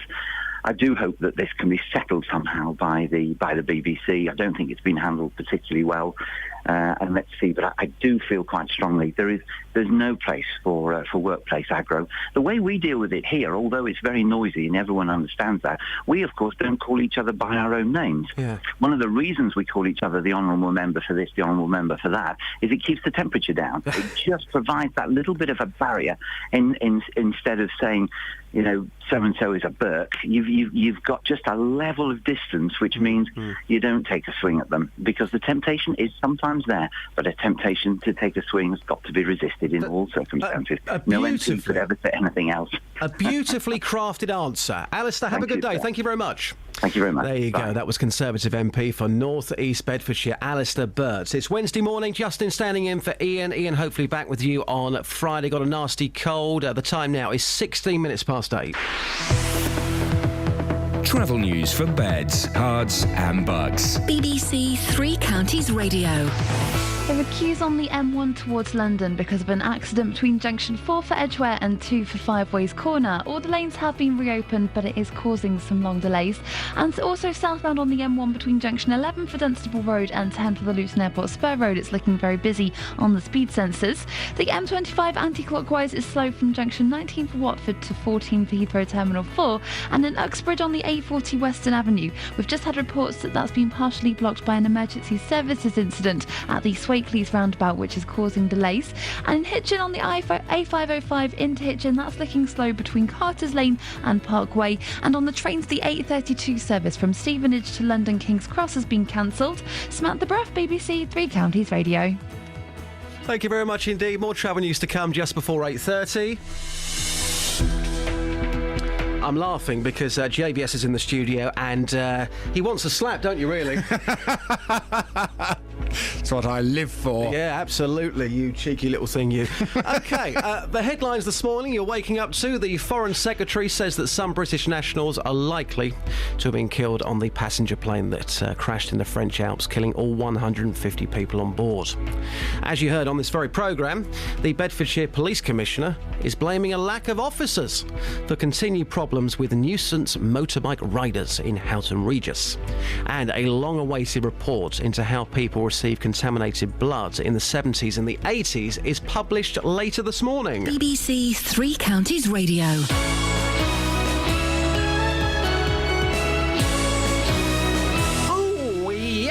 So, from 9 o'clock, JVS is here with the big phone-in. What was that noise, Justin? Some funny noises coming out of you. Yeah. Every now and again, I like to put a little bit of twang on things. I know. When you go to these BBC courses, they say, lift it off the paper, guys. So instead Do they? I've never been to one. Instead of saying, JVS is here from 9 with the big phone-in, you can say, JVS is here from 9 with the big phone-in. And people automatically think, oh, what's this show? I've not heard this, but I'm going to tune in at 9 o'clock. Who is this JVS guy? Are you medicated? Well, do you know what? I'm messed up this week. Really, really messed up. Do you know what's happened? What have you taken? Okay, I'm going to give you this. I am actually on medication. Sorry. A serious condition. The doctor thinks I've got prostatitis, but anyway. You've got what? Don't laugh. It's called prostatitis. It's a very serious condition. You've got prostatitis? What is prostatitis? I don't know what that is. Prostatitis. Oh, it involves... Let's not go there. Does it involve your prostate? Yes. And going to the toilet a lot. Oh, I'm so sorry. No, and are you on drugs for that? I've got them, and they start tomorrow. I've deliberately avoided them because I know I'll be standing in today. But yeah, what's messed with my mind? And take this with you. Right. According to reports, new fresh reports, conspiracies, Paul McCartney died back in 1966. No, seriously, and he was replaced with a look-alike and a sound-alike called Billy Shears. All the clues are in the songs. Yes. The real Paul McCartney died in 1966. I've been up for the last 2 or 3 nights watching... I couldn't sleep. I've been watching all of these documentaries, and at first I thought, what a load of rubbish. Now I'm starting to believe that Paul McCartney actually died back in 1966. Gosh. Yeah. That's why I'm messed up, all right? Well, thanks for bringing this all to our attention, Justin. I presume that's the big phone-in from 9 this morning. No, we might not do that one. All right. But we will do something else you've been talking about this morning. I know you're very exercised about. I'll be asking from 9, do you think the BBC should sack Clarkson? No. Today, well, I know that's your view. Today we expect BBC Director General Tony Hall to sack Jeremy Clarkson after he was accused of punching a Top Gear producer. The Telegraph is reporting today that the 54-year-old motoring journalist will be thanked for his work, but told such behaviour cannot be tolerated. Various reports suggest Clarkson verbally abused his producer for 20 minutes before launching a 30-second physical assault on him after being told he couldn't have a hot steak and chips after a long day's filming. Well, the BBC is apparently planning to continue to broadcast Top Gear, and some reports suggest Chris Evans may be lined up to replace Clarkson. Well, from 9 this morning, I'd like your reaction. Do you think the BBC should sack Clarkson? I've been fascinated to hear your argument seems to be that us men punch one another when we get unhappy with one another in the workplaase. Shall we get frank with the listeners of Beds, Hearts and Bucks this morning? Shall we get frank? You look scared. Well, I'm not worried about what you're going to say. Don't worry. Always on the edge on these programmes. Okay, years ago, well, we're good mates now. We were out for Sunday dinner at the weekend, weren't we? Okay, so we're good mates now. But there was a time you wanted to punch me. Well, there was a time. Hang on. There was a time where we got put into a room together. Do you remember this? Yeah, I do remember. And there was a member of management in the middle. I was on the left. You were on the right, and we. We got it all out in the open. We were told to go into a room. Right, okay, you hate each other. Yeah. Right, okay, let's sort this out. Yeah, but we weren't kind of put into a room to punch one another. No, but if it was to get our dislike of one another out into the open. We are very passionate about what we do. Some people who work in radio, no names, but they couldn't care less. They come here for the money. That's true. That's true. Okay, so we're very passionate about what we do, and in that situation, we'd had a disagreement about work. Yeah. Okay, and personally, I did want to give you a punch. and you, if you were honest, you probably would have liked to have given me a punch. I would have liked to. I would like to put your head through the wall. Exactly. So it was a tense situation. Now, if I had have punched you, and it was work related, I would say sorry, and we would move on. You reckon? Yes. So hang on a minute. So winding back, about how long ago was that, Justin? It was about 20 years ago now. It was about 10 years ago. But it happened. I'm giving a real life. I know example. you are. I know he's not lying. So we're taken into this room because we don't like one another. Yep. You then punch me in the face. Yep. Because you don't. And you reckon we'd be able to then resolve things after that? You can't punch people in that room. If you punch me in the face because you were passionate about your work. okay? Then that would be all right, wouldn't it? I'm not saying it would be all right. I'm saying it would be wrong. But I would say, do you know what? You're passionate and you lost it in the heat of the moment. You regret it. You've said sorry. We move on. That's how life works. Right. Let's get in the real world here. Come on. Well, genuinely, if I punched you, you'd just forgive me. If it was about work. If I punched you, would you want me sacked? If I was in that room with you and I punched you, would you want me sacked? Knowing the sort of person you are, I'd say you wouldn't. Well, I don't know. I don't know, Justin. I think it would be very unprofessional and, dare I say, a slight indication of your mental state should you punch me in a meeting at work. So you've never made a mistake in your life? You've never lost the plot? Well, of course, but that's what's happened here. I've never punched anyone, and definitely not at work. I mean, you can't punch. You cannot. Don't the BBC have a duty to protect all of their members of staff? And you cannot allow you cannot allow one presenter, just because he thinks he's the bee's knees, to punch a producer in the face and then say, "Oh, it's all right though. It's just blokes being blokes." Say sorry, move on. He's going to leave the BBC. He'll go and make a shed load of cash elsewhere. He's going to be taken on elsewhere. The BBC are losing out big time here. He makes the corporation millions of pounds. Just say sorry and move on. These things happen every now and again. They shouldn't, but they do. Well, Justin, I'm pleased you didn't punch me in the face. Yeah, I'm pleased you didn't punch me. From 9 this morning, do you think the passenger? Do you think the Do you think the BBC should sack Clarkson? 08459 455 555. Are we done? Yes, we are. Thanks, mate. On FM, AM, online and digital radio. This is Justin Dealey. On BBC Three Counties Radio. Look, on these programmes, I'm just being honest. Let's go to Phil, who's in Houghton Regis. Hi, Phil. Hi, Justin. Phil, you agree, in the heat of the moment, surely, in the heat of the moment, I know it's wrong, but if you're at work and something happens man to man and a punch is thrown, you don't take it too seriously, you move on from it, don't you, surely? Well, it is violence in the workplace, and that is illegal. And because it's over foods, well, why didn't you just take the whole rest of the crew, except the bloke he's had an argument with, out to dinner and keep the receipt and give the bill to the BBC? Yeah. What's your favourite steak, by the way, Phil? Sirloin. Phil, talk to me about bikes. Come on, we're doing what local radio does best, in my opinion. A major situation in Houghton Regis. Lots of people concerned about it. They believe the police are doing nothing. Bedfordshire police are yet to come on this programme and answer those concerns. Instead, they sent the Police and Crime Commissioner, Ollie Martins, who got slated for half an hour, which I thought was slightly unfair, because he shouldn't be here. It should be Bed's police. Anyway, what would you like to say? Yeah, well, you've got more chance of dinosaurs walking the earth than you've got of Bedfordshire police getting on the programme.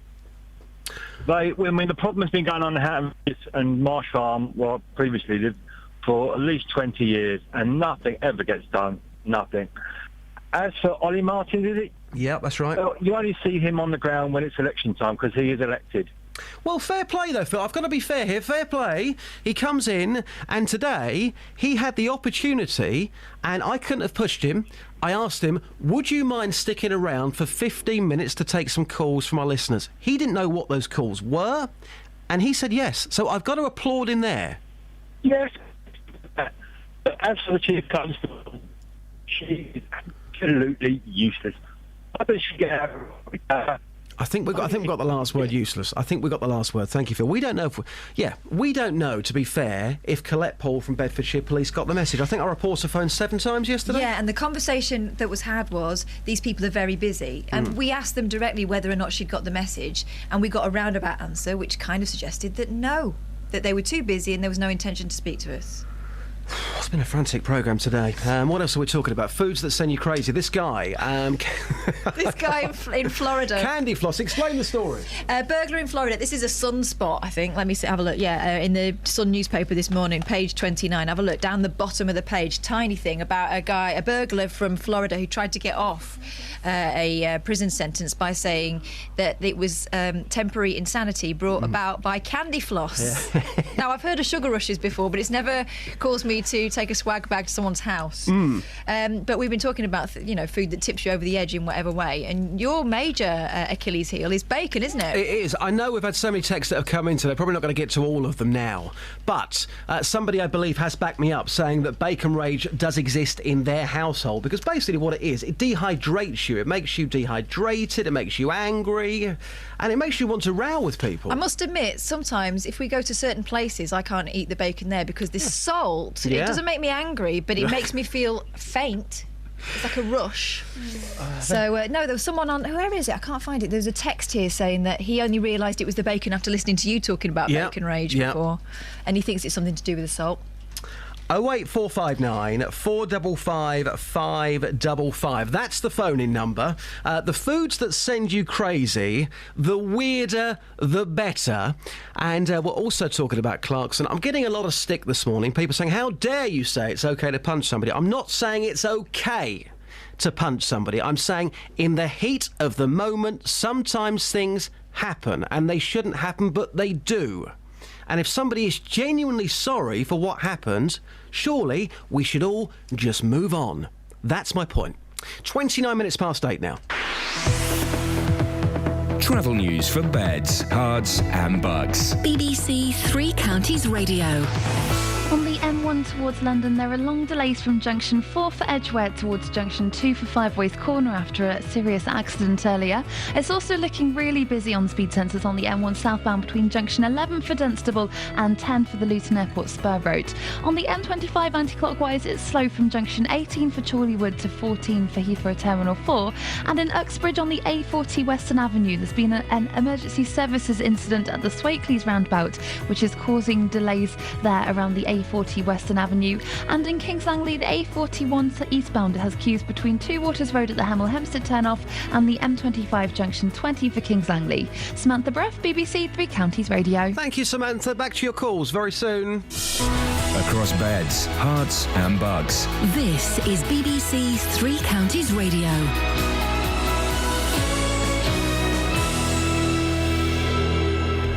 It's 8:30. I'm Simon Oxley. The Bedfordshire Police Commissioner is blaming a lack of officers for continued problems with nuisance motorbike riders in Houghton Regis. Residents have contacted BBC Three Counties to complain about what they say is a lack of response from Beds Police.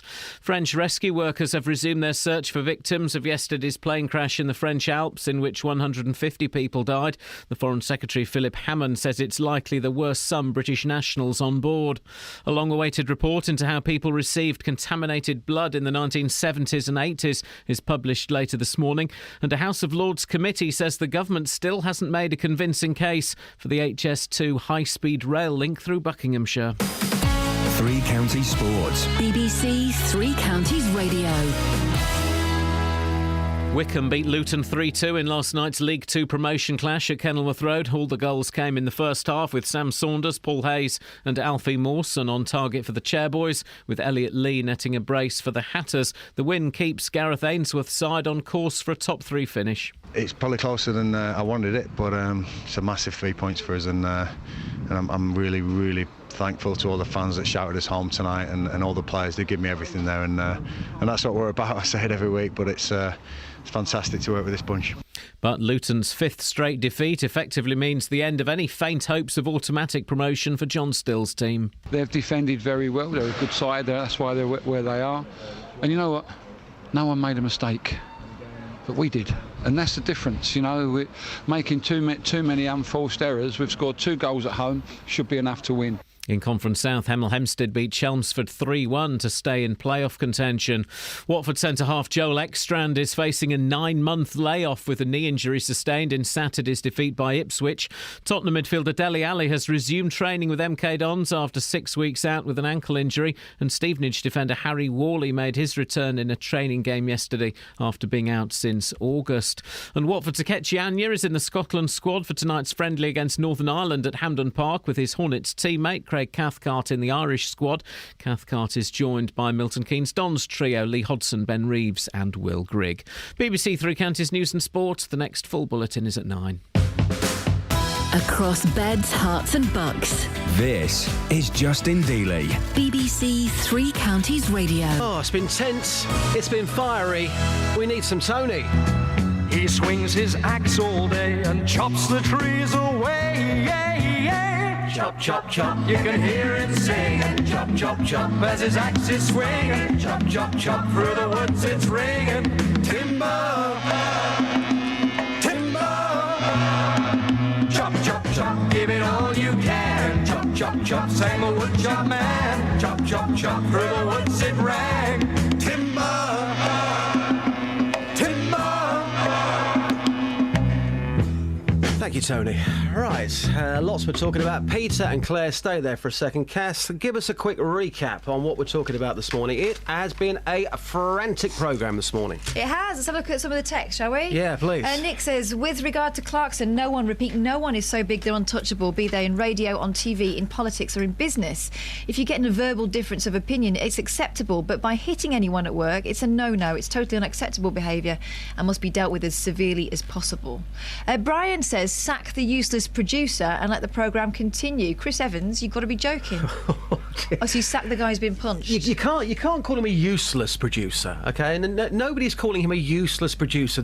Brian is. Well, there was an argument that happened and it turned violent. There was a punch and we believe that Clarkson's going to be sacked today. This is all reported. Yeah. OK, yeah. So, I mean, who really knows I can't what see went on? Clarkson suing us, to be honest with you, but there you go. Well, you say that. Michael in funny. Sydney, it says, to JVS and Justin Dealey, no question, dismiss Clarkson for gross misconduct. He ought to be convicted of assault as well. That's from Michael in Sydney. Thank you, Michael. And Disco Dave says he's slightly disgusted that you think it's OK to punch someone. It's a very immature reaction. What about discussion and resolution? Have you ever been punched at work? Let's try and keep it real this morning. Yes, we can talk about Clarkson, we can talk about celebrities, but have you ever been punched at work? Have you ever punched somebody at work yourself? If so, what happened next? Should Clarkson go? All sorts of things we're talking about. Foods that send you crazy as well. And, of course, the motorbike situation in Houghton Regis. The kids there running amok. Right, Peter's here. Hi, Peter. Hi. Peter in Walmart Green. How are you today, dear sir? I'm very well, thank you. Lovely. Talking about Clarkson, what do you think? I think basically anyone who punches someone in that sort of situation is a bully. And you can't let bullies get away with it. So my father, many, many years ago, when I lived in East London, said, you punch him back harder. And I know it's very difficult in these sort of PC type times to do that, but you've got to point out they are bullies. So are you blaming the producer for not punching back then, Peter? Well, I'm not blaming the producer because in these different times there's a bit of a, if you like, you get lent on. But having said that, you've got to name him as a bully because to punch someone in those sort of situations, you're a bully. And bullies, you have to stand up to bullies. What do you think is a bully? Tell me what you think is a bully. A bully is someone who's aggressive and has a go at you, and because he believes that he's got power over you. Okay. And you've got to show him he's got no power over you. And I've never been bullied in my life because I've always punched back. So if you've punched back then... Yeah. Right, OK. There's some great things happening in this conversation right now. Yeah. So... He's made the original punch, we believe again, is what's being reported.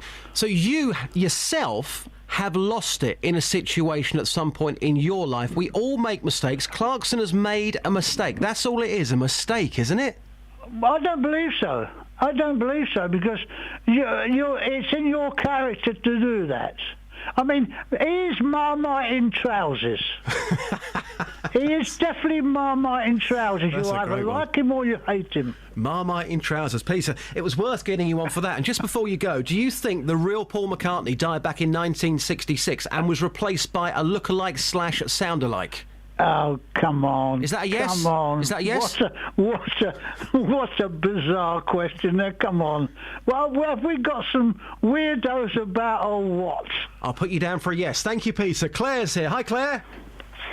Good morning. Good morning. Talking about the motorbikes, the kids in Houghton Regis. We've been covering this story now for the last couple of days. What would you like to say, Claire? Right. I would like to add to that. I'm aware of the problem in Houghton Regis, but it's bigger than that. I live up in an area known as Wetherby, which is just up the road from Houghton Regis, adjacent to what is known locally as the Green Lanes, which is a network of bridleways, footpaths, etc., cycle paths. And we are plagued by these little petals on their motorbikes which go flying past with no regard for anyone's safety or anything else, completely at liberty to do exactly as they please. Yeah. We phone the police almost on a daily basis, and basically what happens usually is nothing. And when you ring up and ask what can be done, you're usually told, well, we can't do anything. Yeah. What I want to know is, don't tell me what you can't do.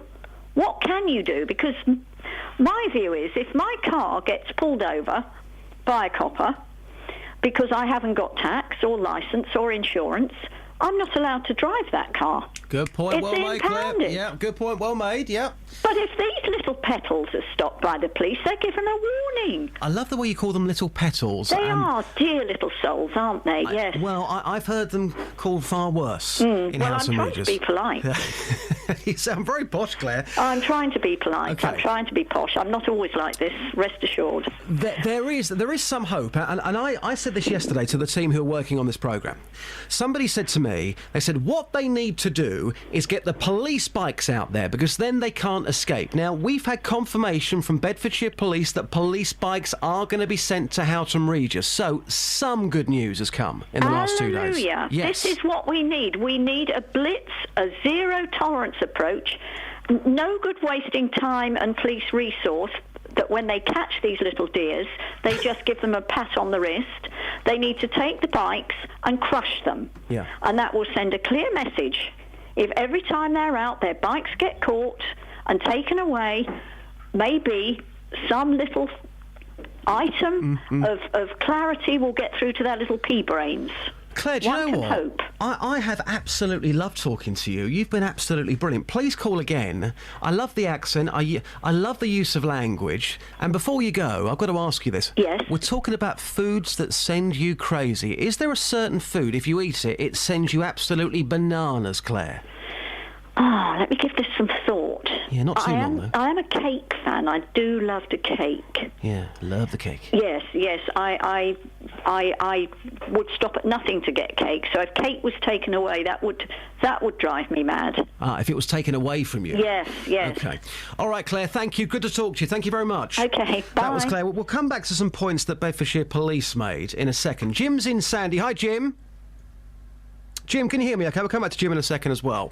For your text this morning, 81333, and start your message with 3CR. Whilst we try and get Jim back, Catherine, Bedfordshire Police called this, if I'm correct, a localised issue in Let's have Houghton a look. Regis. I'll tell you exactly what happened. Yesterday we put in a number of calls to the press office because we really were keen to speak to someone about not necessarily just the issue of people riding bikes illegally, but it was a bigger thing, we thought, which is people are telling us that the police are sometimes physically there and ignoring it. Now, that is a public trust issue, and so bigger, and we wanted to speak to one of the officers in charge rather than being, an officer in overall charge rather than one of the officers in charge of the area.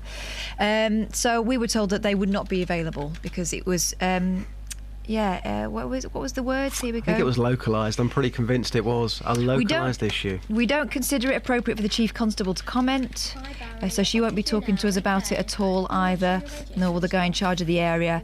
It's a very localised issue. It's not happening across the county. Well, guess again, because it is happening across the county. OK, Beds Police, we've got the phone lines open this morning. We're going to put it out once again. These bikes, which are causing havoc in Houghton Regis. You've heard there, Bedfordshire Police say it's a localised issue in Houghton Regis. If you live in Bedfordshire, outside of Houghton Regis, and this is a major issue where you live, come on and tell us. 08459 455 555. So far we've got Dunstable, Luton, Houghton Regis, Hitchin and Tottenham. Yep.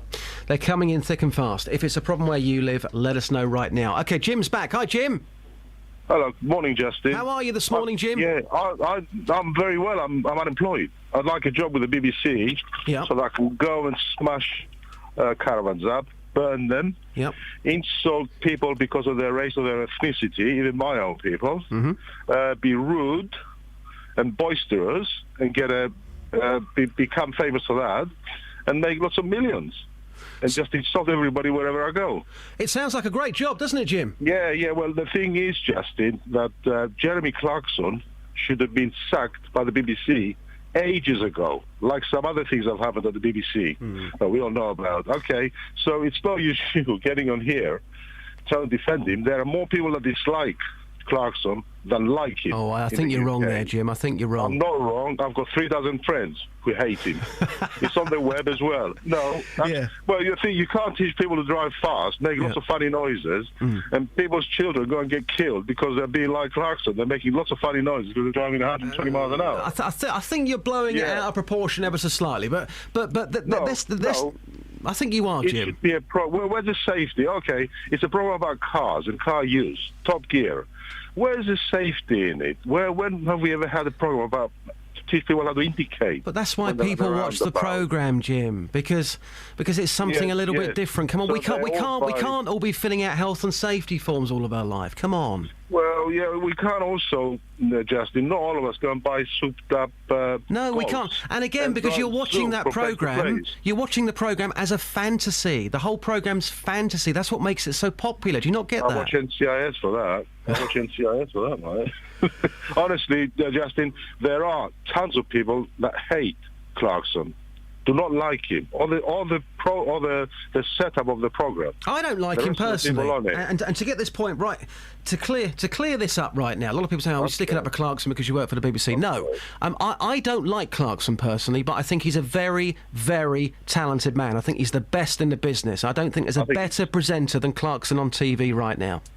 I think he's totally lacking, totally untalented, and he has a good machine of people next to him who engineer it all and make pots of money from it. Full stop. Jim, I'm going to be in Stevenage later on, around midday. I'm going to be dressed up as Madonna for my show this weekend, which is Ladies' Day. Are you going to be there, Jim? Are you going to come down and see me dressed up as Madonna? No, I've got to have an appointment at home now between 9 and 10. I'm on the case for mushrooms, Justin. I'm a mushroomer. I'm a shroomer, aren't I? I'm waiting for the morels to come. I keep going out looking for wild mushrooms. Jim, I think we'll leave it there on that incredible point. BBC Three Counties Radio, 8:45 now. Travel news for beds, cards and bugs. BBC Three Counties Radio. On the M1 southbound, it's looking really busy from junction 11 for Dunstable towards junction 10 for the Luton Airport Spur Road. But on the M1 between junction 4 for Edgware and 2 for the Five Ways Corner, that has now cleared and it's moving much better again after the accident there earlier. It is looking really busy on the M40 though, towards London between junction 5 for Stoke-on-Church and 4 for the High Wycombe Handycross roundabout. But in Uxbridge on the A40 Western Avenue, there was an incident at the Swakeleys roundabout which was causing delays. That has now all cleared, reopened, and it's moving again now. In Buckingham, looking at the speed sensors on the A413, that's looking very slow between the Total roundabout and Main Street. And on the train departure boards, there aren't any reports of any problems at the moment. Samantha Bruff, BBC Three Counties Radio. Thank you, Samantha. More travel news on the way for you just before 9. The headlines you're waking up to today. The Bedfordshire Police Commissioner is blaming a lack of officers for continued problems with nuisance motorbike riders in Houghton Regis. The Foreign Secretary says that some British nationals are likely to have been on the passenger plane that crashed in the French Alps, killing all 150 people on board. And, as you've heard this morning, a long-awaited report into how people receive contaminated blood in the 70s and the 80s is published later this morning. Beds, Herts and Bucks weather. BBC Three Counties Radio. Alina is my weather girl. She's got a great vibe and she's got a great forecast. Morning, Alina. I've never had a song before the weather before. That's fabulous. So I do things differently, all right? Yeah, I like it. Fine day ahead. Lots of sunshine after that cold start. Temperatures recovering to 9 or 10 Celsius. A light northwesterly wind. Clear skies this evening and at first tonight before the cloud starts to build from the west, eventually bringing some rain across through the early hours, and the winds will strengthen and turn more southwesterly as that rain settles in. Under clearer skies initially tonight, we'll see temperatures dropping down to 2 Celsius, but then they'll start to rise again once we see the cloud and rain arrive. A wet morning tomorrow, but then that rain slowly clearing away eastwards by lunchtime, early afternoon at the latest. It will be dry, a return of the sunshine and a much milder feel tomorrow. Highs of 12 Celsius, 54 degrees Fahrenheit. Cloudy and blustery on Friday. The cloud thick enough at times to give some light rain or drizzle, but it won't really amount to much. But we could see a more persistent spell of rain on Saturday. Saturday. And Jason, that's your forecast. Whoa. You call me Jason? I just did, didn't I? I'm so sorry. It's all right. Okay. We're not friends anymore now, are we? No, you won't be getting those pictures either. Thanks, I'm Selena. sorry. Thanks, Selena. Take care. That hurt. BBC introducing. We first met James Bay in a band from Hitchin in 2008. You never leave your little home. As a solo artist in 2012, he uploaded his music to bbc.co.uk/introducing. How we gonna move together? Since then, he's been playlisted on national radio and is now signed to an international record label. It was time to go and see what else was out there, explore the wider world with music. And his debut album is out now. I'm not always thinking about lyrics, though, in that respect. It's sonically, it's about impact. Hear James Bay talk about the album, track by track. Online now at bbc.co.uk/3 Counties. I've got control of your knobs.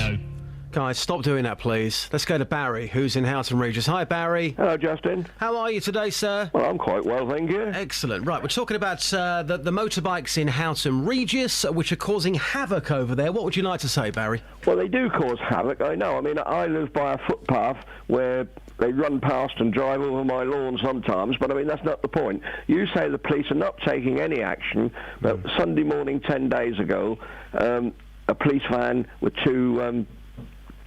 what are they, YSPOs, whatever, who came along there. They stopped a couple of blokes on a motorbike. They had one of them in the back of the police van. They seized the motorbike, and they had these two chaps that they were questioning by the van, and they were taking action. I mean, it is difficult. The motorbikes come through the passageways and disappear. So it isn't fair to say they're not doing anything, because I've actually seen them doing things. I love calls like this, Barry, because for the last couple of days, people have been coming on slating the police. You've seen something, you've picked up the phone, and we're trying to put some form of balance on this. Fair play to you. OK. Thank you very much. Right, bye. Great stuff. Barry there in Houghton Regis. Let's go to James, who's near Dunstable. Hi, Jamesy boy. Hey, mate, yeah, doing well, thanks. Excellent. James, talking about Clarkson, JBS talking about it on the phone in as well. A lot of people angry this morning. The BBC, we believe, are going to sack him today. I think, from a business perspective and an audience perspective, this is a massive mistake for the BBC. I'm sitting here, I'm saying that. What do you think? I completely agree with you. I mean, at the end of the day, we're living in a real world here. Problem is today, I think political correctness has become so enlarged that if you get in a punch-up, which, let's face it, happens in real life, the police are involved, you get sacked, everyone hates you. That's the real world. And that MP that was on earlier on, of course he's dressed in lovely Savile Row suits, he's picked up in a chauffeur-driven car. In his world, that may be a bit bizarre. But in the real world, that happens. Two blokes have a punch-up. Years ago, that could happen without being sacked. Mm-hmm. And I think political correctness is just really blurring the truth. And let's face it, us as lads, we've all been in punch-ups, and I think to deny you've ever been in a punch-up, I don't think you've lived. I mean, look, it's wrong to get in a punch-up, but when Clarkson's working the hours that he's working, and all the producer has to do is produce a good meal, at the end of the day, he should be able to eat. And he hasn't done his job. And at the end of the day, when managing a talent like Clarkson, the BBC have a responsibility to manage him properly. Yeah. And they have failed. And, James, I've got to stop you there. You were doing so well, and I was agreeing with every word until you said, all he's got to do is get him a decent meal. Come on, that's going way overboard. It's not his job to get him a decent meal. It's his job to produce the programme, not feed him. Yeah.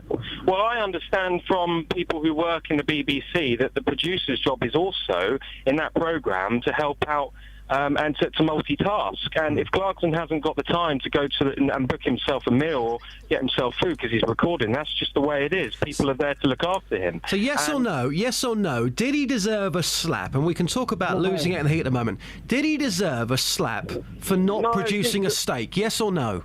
No, he didn't deserve a slap, but that happens, I'm afraid. That's life. People have punch-ups. People lose their temper. People make mistakes. And there's just political correctness in this country today he's ruining this country, and it's just such a shame because years ago, let's face it, the BBC were behind, they call him a racist, the BBC were behind Only Fools and Horses, and Del Boy was saying some pretty... Yeah, that was then, though. That was then. Years ago. Do you know what I mean? That was then, but why is it now that it's gone to the other end of the spectrum where you just can't do a thing without being branded a racist or... I do agree to a certain degree with what you're saying about getting real.